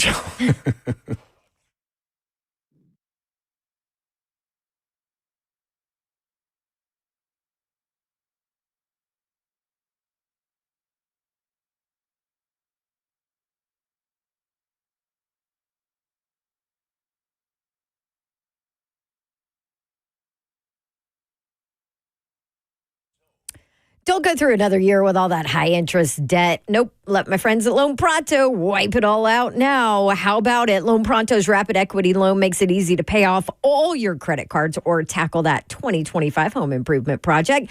Cash in your pocket fast with no appraisals, no paperwork, no waiting. That is what Loan Pronto does. And their AI-driven tech gets you approved and funded in as little as 1 day.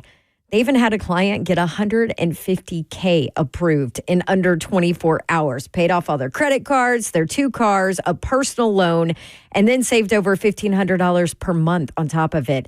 With low fixed rates and lightning fast transfers, you can do it too. Consolidate debt, improve your home, take control of your finances, and call Loan Pronto to do it all. 615-499-5780. You can start the whole process online easily at loanpronto.com. Get your free quote now with no hard credit pull at 615-499-5780. Loanpronto.com. Equal housing lender, NMLS 1661781. Subject to lender approval, NMLSconsumeraccess.org.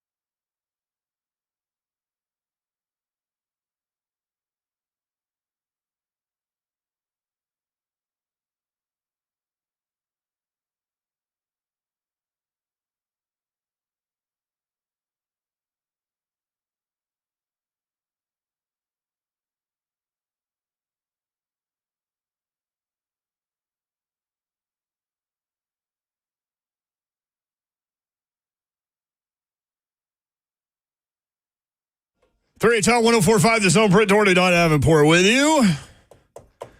Man, it's cold out there. Yeah. We're all wearing beanies in here. So we asked, is it a beanie or a toboggan? Somebody said, isn't a toboggan a sled? That is true. I also looked it up. Oh, I didn't know that. And I didn't either. A beanie, what Google told me, now, I don't know if you want to trust everything you read on the internet, but what Google told me is that a beanie can be any type of hat made of any type of material, where a toboggan is typically a woven hat made out of like knitted together. Like Babs's? Yes. But not like mine or not like yours. And mine. That's why you always got to be different, man. I mean, mine's not like crocheted, though. Crocheted. Is that what you're going to do when you get old? Maybe. One of our you friends. sit in a rocking chair and just sew? I could totally see that. That's what my mom does. I think my grandma would love does that. Yeah. My grandma does it. She's given me several blankets. One of our friends crocheted a hat for baby Babs and then a matching one for her baby. My mom makes quilts. Oh, that's a lot of effort. I don't have the patience for that. I could see you sitting there, rocking chair, glass of wine. 2 glasses of wine, 3 glasses of wine. The crocheting gets worse and worse as the night goes on. Yeah. I was just glad the other day you told me you still had another glass of Camus left. Yeah, that was from my Christmas present. It was like it was basically like a sip. I'm like, why didn't I finish this? You didn't even use a glass, did you? No. Finish it out of the bottle. Classy like that. Yeah, that's how we roll. 615-737-1045. Rich in Smyrna. Rich, what's up? Hey, how are you guys? Good, Rich. Good, how are you? This is my first time calling in. I am a former multi-million-dollar business owner who is retired. But I want to give you a little different perspective on what I have observed since Rand Carthon got hired in January of 2023. Okay. In traditional business, what I always did and what I know other business owners do is you evaluate your top key employees every 6 months, not every 12. And at that point, you either allow things to continue as on, or you may see some caution flags that cause you to pull back. It just so happened that Carthon hired Brinker the month after he got hired, not as a replacement, but as a potential good employee. And so he brought him in.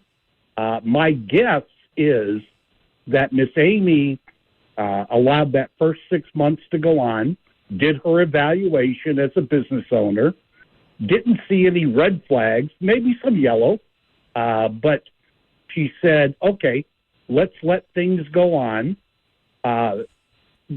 6 months later, they fired Vrabel, and at that point,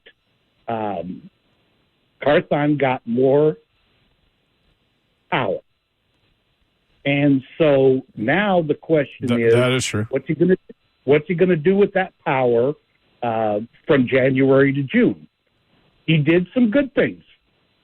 He probably made some mistakes, but because she liked him and she wasn't really out to get him. I mean, she liked him. She hired him. You know, her reputation was online. She loves Rand Carthon. She does. Yeah.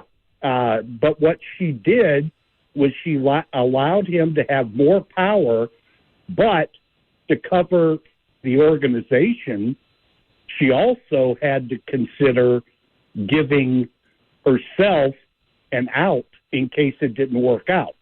And that out, over the course of that year and a half, became Chad Brinker.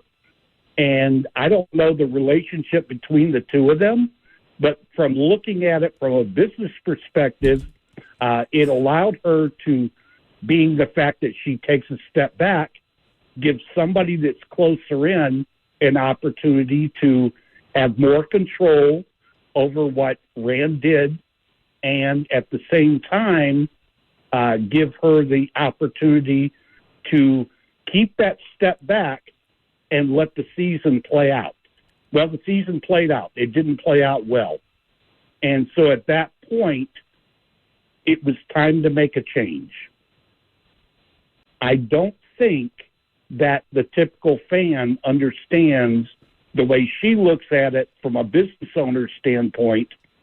I think they look at it from an emotional standpoint. I personally liked Rand. I think she liked Rand. I think Chad respected Rand. Yes. And I think that we're overblowing the emotional part of this. And if we just look at it from a business standpoint, she didn't do anything that most big business owners don't do. She tried to give him an opportunity. It didn't work out. She covered the organization because she got comfortable with Chad, and now he's been elevated. Well, and I wish the best for the team. Rich, I appreciate you calling in. I can't believe this is the first time, but I think that That's really good perspective. You have looked at this from a logical business perspective, and I think you're dead on a lot of it. Now, one thing that I would like to add there, and I was thinking about this today, and I mentioned it earlier, Rand Carthon was hired for a specific role. He ended up in a completely different role with power of the roster the year after. With the decision for Brinker to gain power in terms of roster control, then that clearly shows you that they want to go back to a general manager that has tremendous scouting skills, which is what Rand had.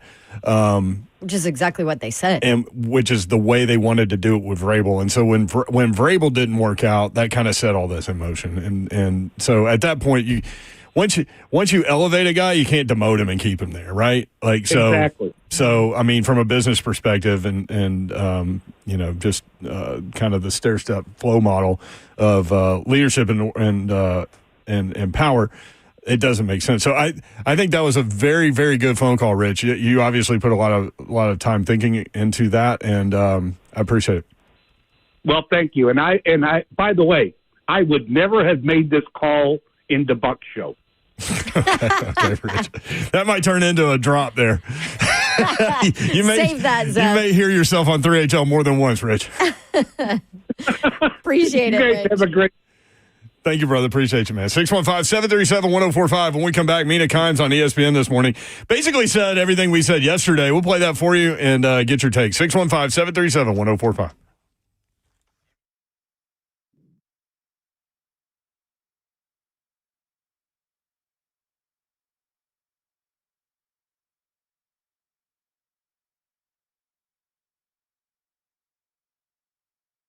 Gupton Dodge Chrysler Jeep Ram. That's where you need to go to get that next new vehicle. Yeah, but that's because you put emotion into it. I know. She goes, I don't have that thought process.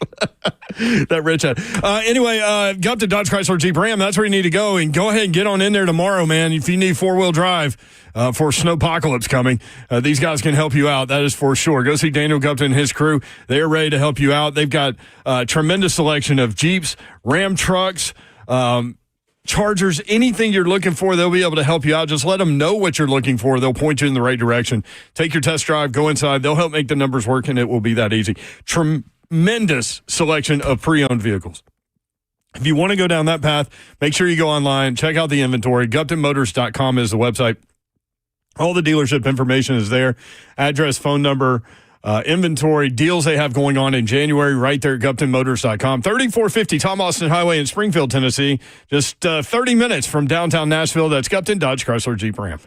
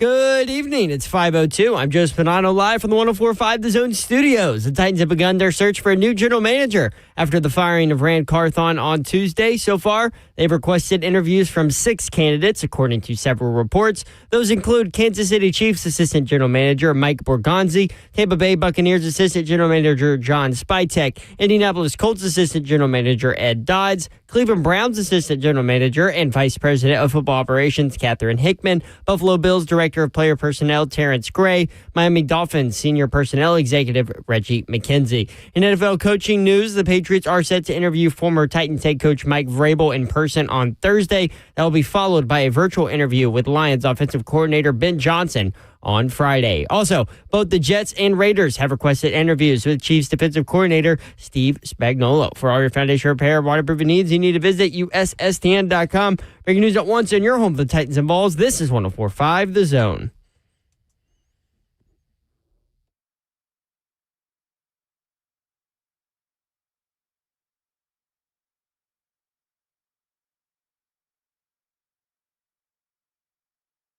HL 104.5 The Zone. Brent Doherty with you on a beautiful evening in the Music City. Don Davenport is here, y'all. What up? Man, you screeched the brakes on that one. Might have clicked a button I wasn't supposed to. Zeph Dog. That's all right. I will say this. Was it Christmas Eve when Slay Dog took over in there? Yes. For like an hour and a half? Because I was not here. He didn't hit a bad button. Oh, so Zeph, you have no excuse. It's because I was watching over him and telling him what not to press. He kept telling him what not to press. It wasn't what to press. It was what not to press. I'll never forget that show. Babsy, too. Babs went in there and just started firing off hotkeys all over the place. That was fun. Oh, we need to get you back here for a whole hour. You can do exactly what Slay did. Get him in and out of break. Just stay here instead of going to Florida for the Friday Snowpocalypse show. Snowmageddon. Oh my gosh, it feels like snow in here. What is it, like 20 degrees in this studio? My room's warm over here. Well, lucky you. Maybe I should go back there. You're often cold in here. I am not. Neither is Slay. But it took you until 5 o'clock to ask me, do you think it's cold in here? I'm like, yeah, I really do. Yeah. Yeah. I'm like, I'm about to put my coat on. What? Oh my gosh, I have so much dog hair on me. You're a mess. What a mess. That's what Hadley says. This is what happens when you wear black. I learned that in the car business. If you want to it's easier to keep your car clean if you have a white car as opposed to a black car. Yes. You would think it was the other way around. It is not. YouTube, Facebook Live, Twitter, and Twitch. Twitch, please. You can watch the show there. Evan and Bake Chat is open. You communicate. There's a lot of communication going with some of the 3HL family members. A couple of things real quick. 30 years ago today, guess what happened? Music City Miracle. Nope. No, that was 25 years ago today. That was 25. Yeah, that was the next thing I was going to get to. Oh, but sorry. thank We you. ruined it. Oops. I ruined Tommy it. Boy hit the theaters. Really? Yeah. That's a great movie. I'm glad you've seen it. I guarantee Zeph hasn't seen it. Nope. That movie's 7 years older than you. How have you not seen that, though? It's a classic. Come on, Zeph. How many movies have you seen? Yeah. You are correct. I cannot dispute Shots fired that shot. right back across the net. Oh, man. Tim in the chat is in Fort Myers, and it's 59 degrees. Dang. That's where I need to go. 59 is kind of chilly, too, especially at the beach. Yeah, but it's not 26 like it is here. With the wind howling. Oof. Yes, you guys are correct. 25 years ago today, the Music City Miracle happened. There's some good content out about it, too. Don't we need to play the call? Yeah. We have to do it before we get off the air. 5:45? Yep. Yeah, okay. Does that sound good, executive producer Zeph? Yeah, I guess. By the way, happy birthday to your beloved fiance, Alyssa. Yes. Happy 23rd birthday, Alyssa. 23? Yeah. Oh, Lord, she could be my daughter. 23? Zeph could be my son. I mean, I would have had to. I would have had to have I didn't know Baby Babs. I didn't know Baby Babs was already almost in her 20s. Had her late. Yeah. Good point. Yeah, because remember when you were pregnant, you really hated that they called it, what did they call it? Geriatric. Yes, geriatric pregnancy. Sean was so fired up way about to that. make somebody feel like crap. Was that the doctors? Yeah. Yeah. I mean, technically, that's what it's called. What was it, 35 and up? Yep. Did you ask them not to call it that? Yes. Did they listen? No. No. They did not listen. Hey, but everything was fine. She was in labor, literally, Zeph. She was in labor for like 37 hours. Yeah. That sounds miserable. Awful. This is awful. And then I get a text. You wonder why we're one and done. One and done. You need some NIL money. Uh-huh. So then, I like, used to say just like Kentucky basketball. Now it's like everybody, but so Travis texts me and he goes, "They're taking her in for a C-section." I go, "Bro, quit texting. That baby's gonna be out in 2 minutes. Like, get in there." and she was. And she was, man. They don't mess around with those little emergency C-sections. I remember I had passed out, and when I opened my eyes, I saw a bunch of old doctors that I had not seen since I stepped foot in that hospital, and I was like, "Oh crap, something's wrong. Old guys are in here. Something's not going well." That's when you know. Cronky says, Babs doesn't look a day over 25. That used to be my joke. When her birthday would come up, I would be like, happy 25th. And then we went up to 26 for the last couple of years. Thanks, Mayor. DCH, Dewey, Cheatham, and Howe. Mayor, were you at the stadium for the Music City Miracle? Yes, I was, but I did not see it. Were you in the hallway too? Actually, you were, because you were with somebody. Yes. So, do you want to go down that path? Yeah, so they're getting ready to, like, you think the game's over. They're getting ready to kick off. I was supposed to meet my friend Russ Berry in his seats, and they were like in the end zone that Kevin Dyson ran into. And so I was like, game's over. I need to get to the seats before they leave, right? Yeah. And so from the press box to the concourse, there is a massive long hallway with no windows. And they have incredible pictures. Like there's like game pictures. There's an incredible frame picture of Blaine going up over a blocker, and Mark Brunell's Mark Brunell's head is at Blaine's knees. Like Blaine's that high. I'm sure you've seen the picture. Mm-hmm. So it's just a wall full of those. And I'm walking with Ron Jaworski. I'm not talking to him. I'm just walking with him. Why would he talk to me? Anyway, you hear the roar, and it sounds like the building was coming apart. And so we looked at each other and then took off running. So I'm now running down the hall with Ron Jaworski. He's running too. And so where it comes out in the concourse, you still can't see inside the bowl, but you can see like the concourse and the gates, and people were flooding back into the stadium.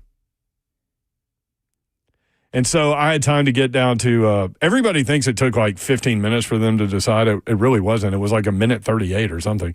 But I got to my buddy's seats and so you got to see the aftermath at least. And then Buffalo returned the next kickoff pretty far. Yeah. I was like, uh-oh. So, yes, I was at the game. I did not see it. And Ron Jaworski. Didn't Jaws say one time that it's the most incredible play I've ever seen? I'm like, you didn't see it. You were with me. He did. He said that on ESPN. Yep. Now, he could have seen a replay, and he's not lying to you. Right. I just know he didn't see it live. He was there, but he was in the hall with you. Yeah. 615-737-1045. Mina Kimes, basically yesterday, let me scroll back through my notes. I wrote down, I disagree with the lack of patience. Can they get better from it? Yes. And the more I think about it today, we talked yesterday about, like, yesterday was day one. That's kind of an emotional day to react to something. Mm-hmm. But the more you think about it, we've kind of walked through some other things today. But can they get better from it? Yes. But I think it's a big challenge to find alignment with one piece at a time constantly being changed. There's something to be said for stability. Mm-hmm. And so, you know, and you agreed, we were kind of treating it with patience, and we probably would have gone another year. I definitely would have gone another year. Yeah, but the more you think about it today, the more you think about, like, what was Rand's role? What was he hired to do? What did he end up doing? And what was he about to be doing? And so you actually get elevated and then demoted. So it makes no sense to keep you, right? Well, and that is dangerous within a business culture, all of that, to have somebody that is, you know, roles or duties are pulled back. And he's a really well-liked dude, too. Yes. So relationship guy. Yeah, if you start reading things that indicate otherwise, that's not true. This is what Mina Kimes said on ESPN this morning.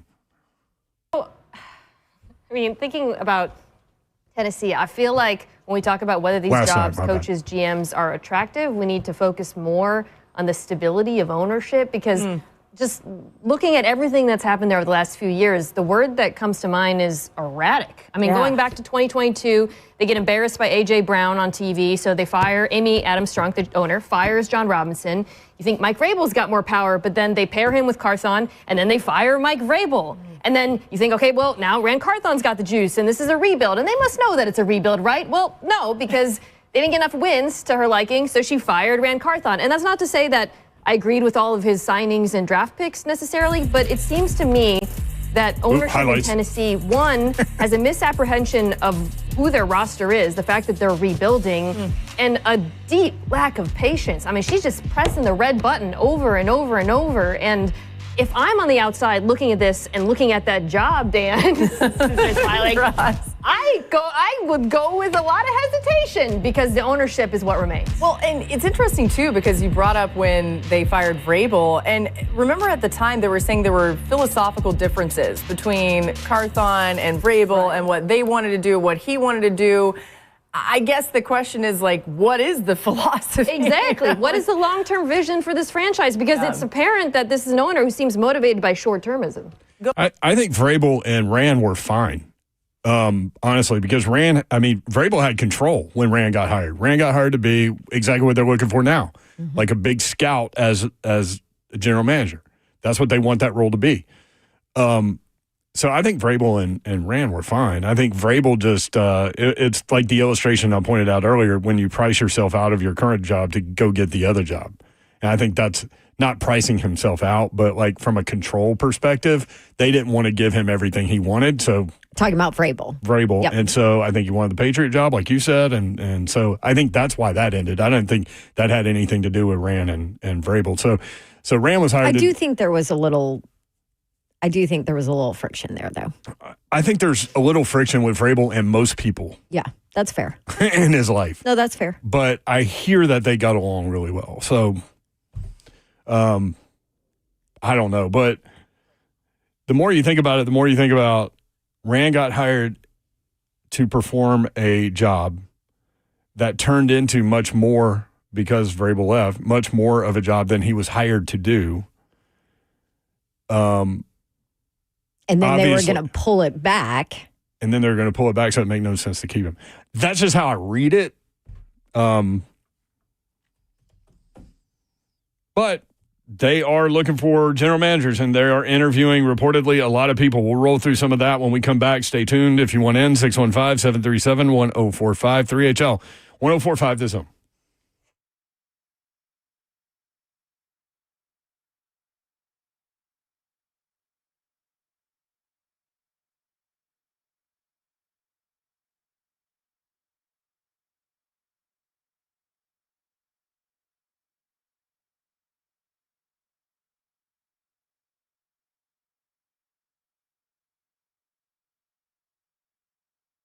Okay, now with these frigid temperatures that we've had for a couple of days and are going to continue to have all through this week, maybe you realize that you need new windows because they are not doing their job. Your doors, letting all that cold air in. Well, now's a great time to go ahead and call Pella Windows and Doors of Nashville. I would love to recommend them to you as a customer of Pella. And they can help you out with some brand new windows that have lifetime warranties. And on top of that, a 10-year labor warranty because of how Pella Windows and Doors of Nashville does the installation. And by the way, that is the longest in the industry when you're talking about a labor warranty. So Pella Windows and Doors of Nashville does it right. They warranty their work, and they also want to give you a deal. The Dawn deal, 50% off qualifying installations and no money down, no interest, no payments for 12 full months. 615-249-1910. Go ahead and call my friends at Pella Windows and Doors of Nashville, or you can simply go online and schedule that free consultation. Check out that offer, PellaNashville.com.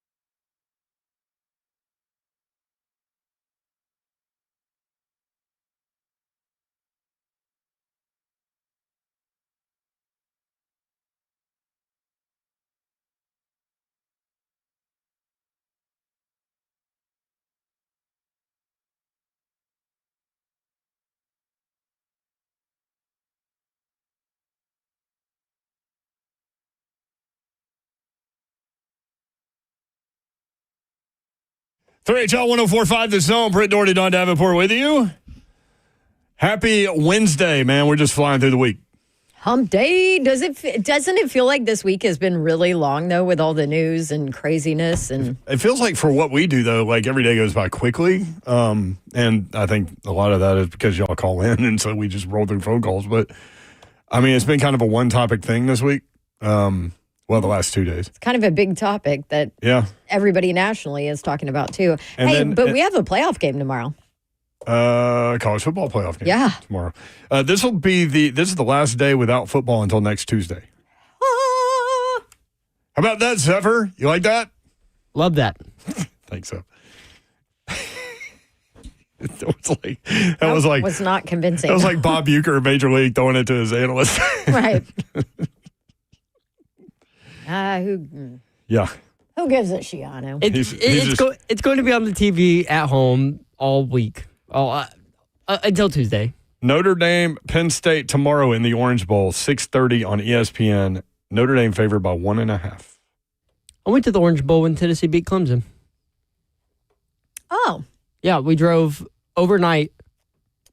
So the game was on Friday night. We left Thursday at 11 p.m. from Murfreesboro. We drove through the night. We got a hotel. We dropped our stuff off at a hotel. Didn't sleep. Went straight to Miami. Tailgated, went to the game. Good Lord.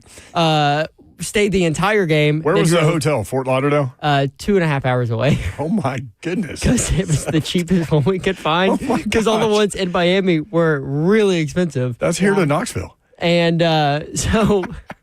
so after the game, we drove 2.5 hours, not having slept since, really Wednesday night. And got back to the hotel and passed out. Can you imagine if they'd have lost like 30-0? It would have been miserable. That was the Joe Milton game where he exploded. Yeah, and we stayed after the game and watched him throw the oranges to the crowd. It was fun. Joe Milton. And then he delivered the Titans to the number 1 overall pick. So thank you, Joe. Thanks, Joe. Thanks, Joe. As a Titans fan, thank you, Joe. 615-737-1045. All right, some of the people applying for the GM position. From Diana Rossini, the Titans have requested an interview with Chiefs Assistant General Manager Mike Borgonzi. He has served in various scouting and executive roles for the Kansas City Chiefs since 2009. He's got 3 Super Bowl rings. All Ivy League football fullback. All Ivy League fullback. 3 times this guy. Got to give love to the fullbacks. Man, hey, that's a different mentality now. Pro Scout, Assistant Director of Pro Scouting, Director of Player Personality. Player. That's a new one. Director, I can't read my writing. That's a new one. Director of Player Personnel and Director of Football Ops. Assistant GM 2021 to now. 4 years. Assistant GM. There's one. From Teron Davenport, the Titans have put in a request to interview Dolphins Senior Personnel Executive, Reggie McKenzie, former Vol. How about that? Oh, is he? Yeah. Him and his brother, Raleigh, twin brother. Their twin brothers played at Tennessee. What does his brother do? That's a good question. Reggie ended up in the NFL. He's 61, Reggie McKenzie. He's been with the Dolphins 2019 until now. That's 6 seasons. General manager of the Raiders from 2012 to 2018. Got him to an AFC championship game, and then Gruden came in. Or was Gruden before him? I can't remember. Anyway, 7 seasons. Director of Football Ops. 16 to 19. He was before him, right? Yeah. Director of Football Ops in Green Bay from 2008 to 2011. There's your connection. Yep. Brinker started his NFL front office career in Green Bay in 2009 with Reggie McKenzie there. So he knows him. I know him. From Tom Pelissaro, the Titans have requested an interview with Colts Assistant General Manager Ed Dodds. That's a great name, Ed Dodds. Started as an intern with the Raiders in 2003. Pro Scout, Area Scout, National Scout, Senior Personnel Executive with the Seahawks. He's been with the Colts since 2017. Assistant GM 2018 till now. 6 years. Tom Pelissaro. With the Colts? Yes. Titans have requested to interview Bills Director of Player Personnel, Terrence Gray. Took that role in 2022. Been with the Bills for 8 seasons. 11 seasons as a college scout for the Vikings. So you see all this scouting history, kind of like when they hired Rand, right? Very clear. Cleveland Browns assistant GM and VP of football ops, Catherine Hickman, female. She came up through the CFL. She's from Montreal. Then went to the XFL, then the Eagles in 2019. She was VP of football ops. And now with the Cleveland Browns assistant GM and VP of football ops. How stained are you with the fact that you're in Cleveland right now? Very. You think? But also, how handcuffed are you as the Titans, as an organization, with how quickly Amy pulls the trigger? Right. And Chad Brinker's got a press conference next week. So also with what? It's a process to interview. This is a lengthy interview. If you think about sitting down for a GM role. Yeah. But my whole thing is just the perception of taking this job. Yeah. And I think Chad Brinker's going to make the call. Obviously, Miss Amy will have to sign off on it. But I would imagine that she would. What have we said forever? Miss Amy lets her football people do their jobs. Now, she will make big decisions, for sure. Quickly. Which is clear. She will change her mind on things. She will. Don, they're not only handcuffed just because of, the ownership situation, but because of what the Titans GM job specifically is. Right. You're not going to get a lot of proven people out there because they don't have control. They're not going to have control. I mean, we said that immediately. Once you found out that the control of the 53 was going to be with Chad Brinker, you knew you were not going to get a sitting GM. Yeah. Now, the other side of that coin is you could look at it as, okay, well, if he has control and it doesn't go well, it's not on me. I didn't have control. Every time you say that, I think like Janet Jackson just sings in my head. Control. You know what I mean? So, Yeah. So you can also look at it that way. Like, hey, it's a. Oh, you were asking about the internet? No, I do not have internet. Okay, sorry. Yeah. Internet went down. Squirrel. Mm-hmm. It's not even listed on here as a possibility of an internet. Like it doesn't exist anymore. What are we doing, Zev? My internet's still going. What's wrong with you? Are you on a different one? Did they change it and not tell us? Uh-oh. That's totally possible. Is that like when your key card doesn't work anymore? Yeah. And they're like, hey, can you come see me? We forgot to didn't that happen to somebody? Jamal Adams. Remember, that's the video? The Jets, he went to go punch in his code and he tried to open the door a couple times, would not let him in the building. Mm-hmm. What, wasn't it Eddie George or Steve McNair that was locked out of the building? Steve McNair was locked out. Steve McNair, yeah. Yep. That was something. If y'all think this looks bad as a franchise, well, I could take you back into that old time period. Which is they had to fascinating because they didn't have insurance responsibility right and his contract. Yeah, that was bad. And then he goes to Ravens and balls. I mean, the hated Ravens. I was looking through. They were way more hated then than they are now by fans here. A conversation we were having a couple of days ago. I was looking through all the playoff quarterbacks that have played a game for the Titans, and I was going through box scores, and I saw Derek Mason's name pop up a couple times for the Ravens. Yep. And it just kind of was like, dang. Mm-hmm. Makes you sick. They played the Titans in Nissan Stadium, and it was cold and sleeting, and CJ will tell you this story. He's told me this story. He said it on the air. They were trying to hurt him. Yeah.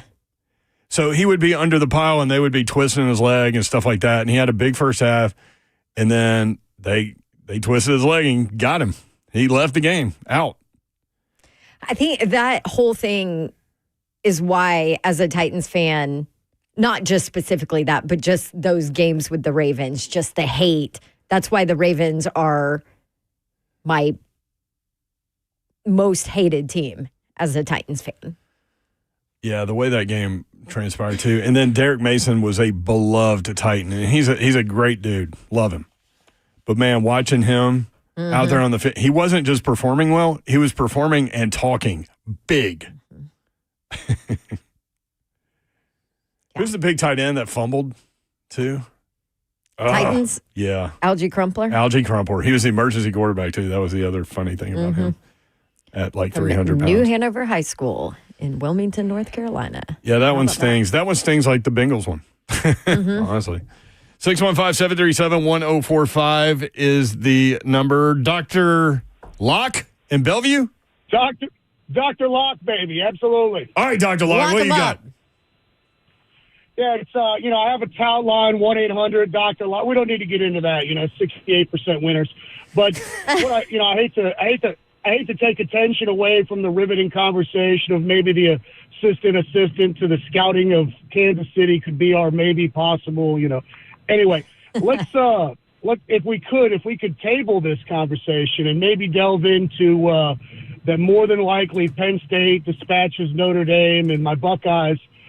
The Ohio State. My Buckeyes are more than likely going to put out the last of the SEC teams, Texas, which the true blue bloods didn't want to claim, and now they cling desperately to the burnt orange to try to bring the SEC back to relevance. I actually, just real quick, Dr. Locke, I actually think SEC fans are not pulling their normal SEC. We root for the conference. I don't think any SEC fans are pulling for Texas in this one. No, and I think Ohio State, I think you're right, Dr. Locke. I think Ohio State's going to blow out Texas. Yeah.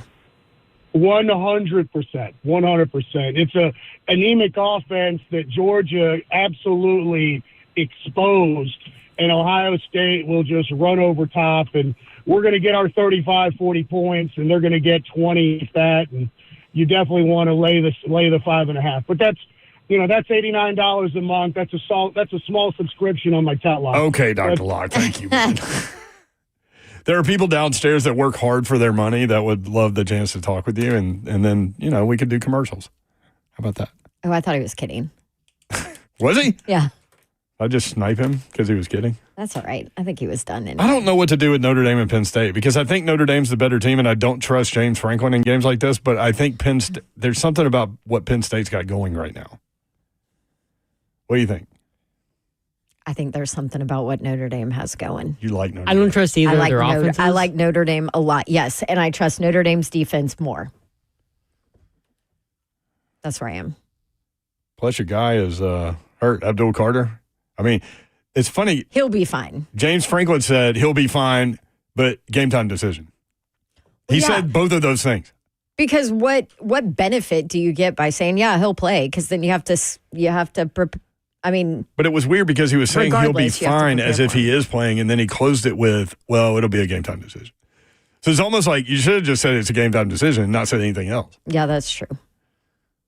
Abdul Carter. That's going to be fun. Thursday and Friday. I love that they're on separate nights, and then they leave the NFL to the weekend. That's going to be fun. 615-737-1045. Darrington, next up on 3HL. Darrington, what's up? What's happening, my beautiful people? What's up, man? Hi, Darrington. I hate to deter from college because, me, I could care less about college football, me personally. But, hey, to all the other people, I hope y'all enjoy it. Yay. Hey, you know what? All those college players end up on your NFL screens on Sunday, though. Yeah, and it also takes like a year or two for most of them to actually be worth watching or even to be cheered for. Every now and again, you have a couple of anomalies. I give you that. Mostly the trenches. The trenches, they can come on up. But those skill positions and stuff like that, it usually takes about a year or two. Anywho, yes, the Rand Carthon. Yeah, I was one of the people who wanted him fired, but I wanted everybody fired, not just him. I get it. So I want to hit the elephant that I don't see a lot of people talking about, which is a lot of people that on my social media, and it is the fact that, to me, it seems like Rand Carthon was a Rooney Rule puppet hire. And then, because I keep hearing he was the face. Well, 75% of the league is black. So the players that you're going to go sign are black. So let's go send the black guy there with the smile to go talk to him. He got hired as a general manager. Then he brings in somebody who gets put in above him.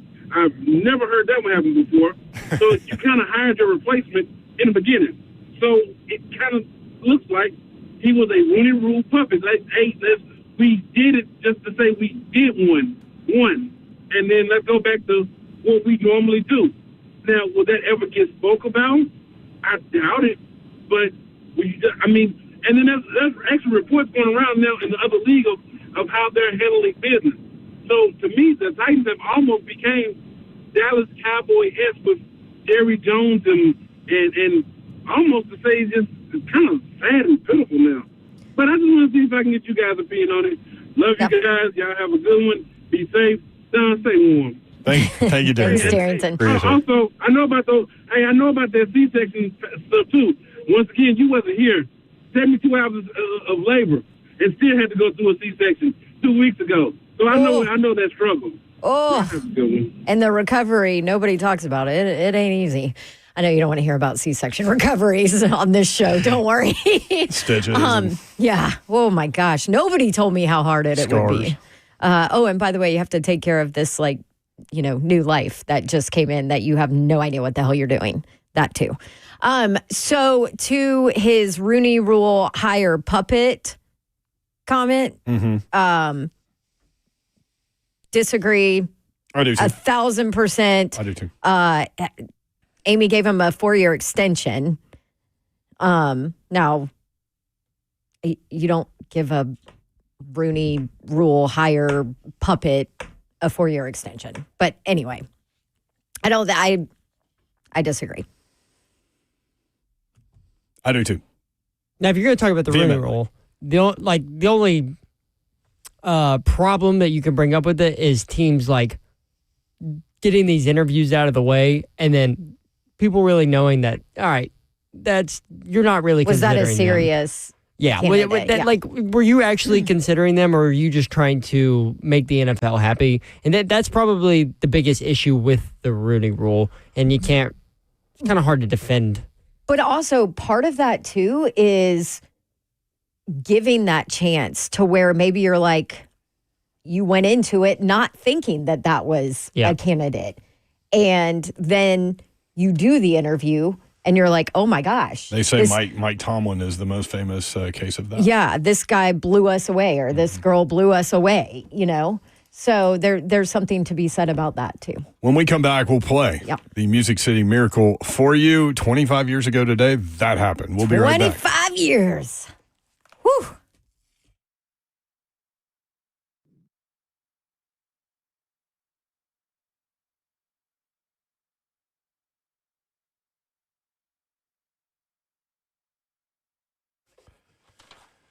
Where can you kick off the new year with the big savings that you need on gig speed? Only with Xfinity now through January 16th. Get gig internet at home for $25 a month for 1 year when you add an unlimited mobile line, which connects you to gig speed Wi-Fi on the road. Act fast today and save more than $650 over AT&T and Verizon in your first year. Plus, hurry and take advantage because right now you can also get a free 5G phone with trade-in. So save big and stay connected to what you love with fast gig speed internet and mobile from home to hotspots this new year. It's all about gig speeds and big savings. Don't wait. Get gig speed internet, spend less green, and switch to Xfinity. Go to Xfinity.com/gig savings to learn more. Requires paperless billing and autopay with stored bank account. Restrictions apply. Equipment taxes and fees are extra. Internet discount applied to mobile bill. $40 internet discount applied to mobile bill. After the promotion, regular rates apply. Actual speeds vary. Savings compared to Verizon Fiber Gig Plus One Unlimited Welcome Line and AT&T Fiber Gig Plus One Unlimited Starter Line. Xfinity internet required. Reduced speeds after 30 gigabits of usage per line. Data thresholds and actual savings vary. What's up? What's happening, good people? I'm talking to my fellas out there, though. First and foremost, let's get the energy right. You got to be able to let those feet hit the ground and take off and run with it. How can you do that if you can't get in the game? You need to go to GameDayMen'sHealth.com. I slid over there today, man, make sure everything was cool, get my T-levels tested, because you got to understand, once you get over that age of 30, the older you get from that point on, yes, it increases the percentage of your T levels being low. It increases. You need to be on top of it. You got 2 locations to pick from, Green Hills and Hendersonville. GameDayMen'sHealth.com. Go online, check it out. Go on and set your appointment up. Lock it in right there. You go in. It takes about, 15, 20 minutes. Get all your results back, and they're going to let you know exactly what you need to do. So while you freelance and going to the gym trying to figure out why you can't get jacked, well, I got an answer for you. You need to go to GameDayMen'sHealth.com. It's that opportunity you've been looking for. No reason No reason to sit back and wait. Get in the game today with GameDayMen'sHealth.com.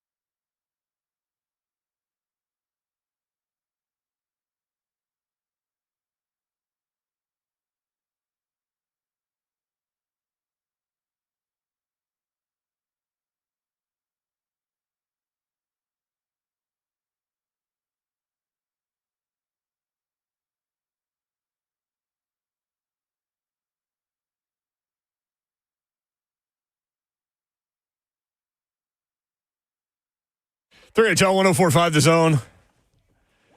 You are ready to go, girl. I'm freezing. Look at her. After 3 hours, I'm done. One segment left. She gets the coat out, puts it on, zips it all the way up to her chin. Listen, I made it this far. There ain't no cold air getting in there. You go ahead and start your truck now. Oh, yeah. I always forget that I have this automatic start. I know Slay does it. He's consistent. He does it with every his. day. He does it summer, winter. I could do it on my key fob or my phone, and I still forget. Me too. You still digging that F-150? Yeah. I got to get it fixed, though, from my mailbox mishap. You did get the mailbox replaced, though. Yeah, I had to. My poor mailman, he's the nicest man ever. And he was like getting out of his truck, hand delivering our mail. I'm like, you don't have to do that. What a disaster. Those things are expensive. Mailboxes are expensive. I think everything's expensive now. That's a great point. But yes. Especially in an HOA. Yeah. You have to get a specific You kind. have to get a specific kind. It has to match everybody else's. The funniest thing about you plowing through your mailbox is that you hit it on the panel behind your back door. Yeah. Not the front of the truck. Also, not the back of the truck either, backing out. No. Didn't a family member of yours also run into something else that week? Yeah, the next week, my brother took out his mailbox. That's what it was. Yep. And then the next week, my mom took out a stop sign. What? Yeah. Yeah, I don't think you told us about the stop sign. I didn't tell you about the stop sign. Oh, my God. I mean, it Who was... takes out a stop sign? Yeah. Yeah. Clearly, she didn't read it. Buff. Yeah. No, she did not. Oh, and listen, man. this was in our neighborhood, and the stop sign is so far away from the road. I'm like, what were you doing? But then again, I can't really say anything. So what do you do in that moment? You hit a stop sign in your neighborhood. What do? Do you just stop and wait for somebody to come and call somebody? I don't even know what to do there. Or do you just get in your car and leave? She straight rolled over it you so put that a the note? metal went into her tire. So she was done. She was done. And she called my dad, and I can only imagine what that conversation was like. Buff, man. Big Tom. She could leave a Post-it note I'm the one that ran over this stop sign. Here's my number. I'll get my car later. I've never heard about that. Yeah, I forgot to tell y'all. Did anyone give you crap for running over your mailbox? And then those things happened? No. Thank goodness, because that would clearly be karma. Yeah. That's something. Disaster. Yeah, and then you fell down the stairs and got a concussion and Busted my head open. Almost bled out. Had to get staples. Yeah. Found a tumor. Everything was good. Yeah. It was a hell of a 2024. And now we're on to 2025 and the first pick in the NFL draft. It's only up from here, people. Speaking of 25 years ago today, the Music City Miracle happened. And this is my favorite call just from a broadcast nerd perspective ever. Because Mike Keith rolls you through, sets it up beautifully, paints the picture in your mind, and then walks you through it. And then Pat Ryan is the analyst back then, and he's got something is just incredible. And how they rolled with the call, and then Mike Keith at the end, because you're always thinking, if you're listening on the radio, how many times have you heard a big play happen, and then they're like, oh, there's a flag on the field. You're right. They forgot to look for it, and then they found it, and so you're elated, and then immediately, just dead. Yeah. But he immediately says there are no flags on the field. He said he got that from John Ward, that John Ward always would do that to make sure on a big play that he looked for flags and things like that. So I said all that to set this up. Here is Titans Radio 25 years ago with the Music City Miracle. Titans down to the Buffalo Bills late. Do the Titans have a miracle left in them in what has been a magical season to this point? If they do, they need it now. Christie kicks it high and short. Going to be fielded by Lorenzo Neal at the 25. Pitches it back to Wycheck. He throws it across the field to Dyson. He's got something. 30, He's got 40, something. 50. He's got it. 40. He's got it. 20. 10. He's got it. End zone. Touchdown Titans. There are no flags on the field. It's a miracle. Tennessee has pulled a miracle. So the callback, too, when he set it up with, do the Titans have a miracle left in them? I mean, and then to call it back in a moment where, as a broadcaster, you have no idea what's about to happen, right? Yeah. But you have to be ready for something like that. Just a beautiful job. And what a day. Holly says, Music City Miracle gives me chills every time I hear it. Same with me, man. Michelle. What up, Michelle? TSU Nisi. The Music City Miracle is probably one of the best things I've ever seen live and in the flesh. I still hate for all those folks who left the game early. Yeah. Roger, I was in the north end zone. What a game. Y'all with your directions. I never know what the north end zone, south end zone, east, west. I never know what that is. Which we should, because the stadium is on the river. Yeah, I know. So it should be easy to figure it out. And it is on that stadium. It's easier to figure out. But east is on the interstate side. West is on the river side, which means what, Dawn? That north is toward Juvie. And south is towards Juvie. Yeah, Juvie's right there. Yeah. And then is it still Juvie? Yeah. Oh. Yeah, it's right there. It's been there forever. You're asking the girl that still puts in her home address and her GPS to get home. I do it every too. day. I put Waze in everywhere I go, even where I know where I'm going, because those apps are so good now at like monitoring traffic situations. Yeah, which there is traffic out there today. Be safe. I have heard from our esteemed listeners in the chat and on Twitter that grocery stores are an absolute nightmare already today. Everybody making French toast. I never understood that, like the bread and milk. Right. What are you going to do with that bread? Make French toast. What they really don't tell you, though, is if you go into the grocery store, the first thing that gets hit is beer and wine. That's the first thing. Because you're stuck inside with your family. It's like the holidays. But bread and milk. I mean, do people think they're going to be like stuck in there for like weeks? Like, no, I'll say this, Zeph. You never know. A lot of people don't like to mess with it, man. And you never know. I mean, do you remember when I was on the morning show and they didn't expect it to be what it was, and all of a sudden the roads were just pure sheets of ice, and nobody expected it. And nobody could get anywhere, and it was closed down for a couple days. What year was that? I don't remember, but I think I was in high school. What? Yeah, great for you. Good job, Zeph. Good job. Good job. Did you watch me on the morning show, Zeph? No, I didn't watch the news. Oh, what a shame. I need to check them out. They got a new guy. They got a new guy replaced Neil Orn. Oh, they did? Yeah, nobody can replace Neil Orn. I mean, that. I'm sorry that I had something to do with. I got full credit yesterday for hiring you, which I'll take.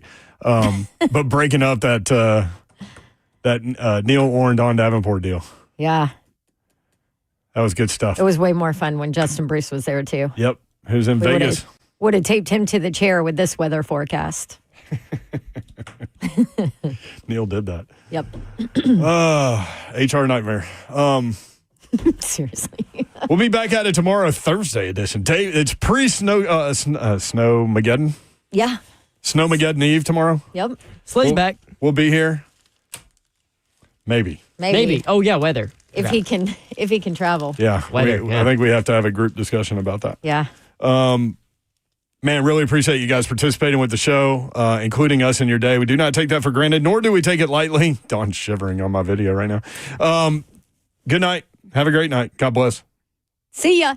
Wouldn't want to be you unless you're Mother Nature. Or the Buffalo Bills 25 years ago today.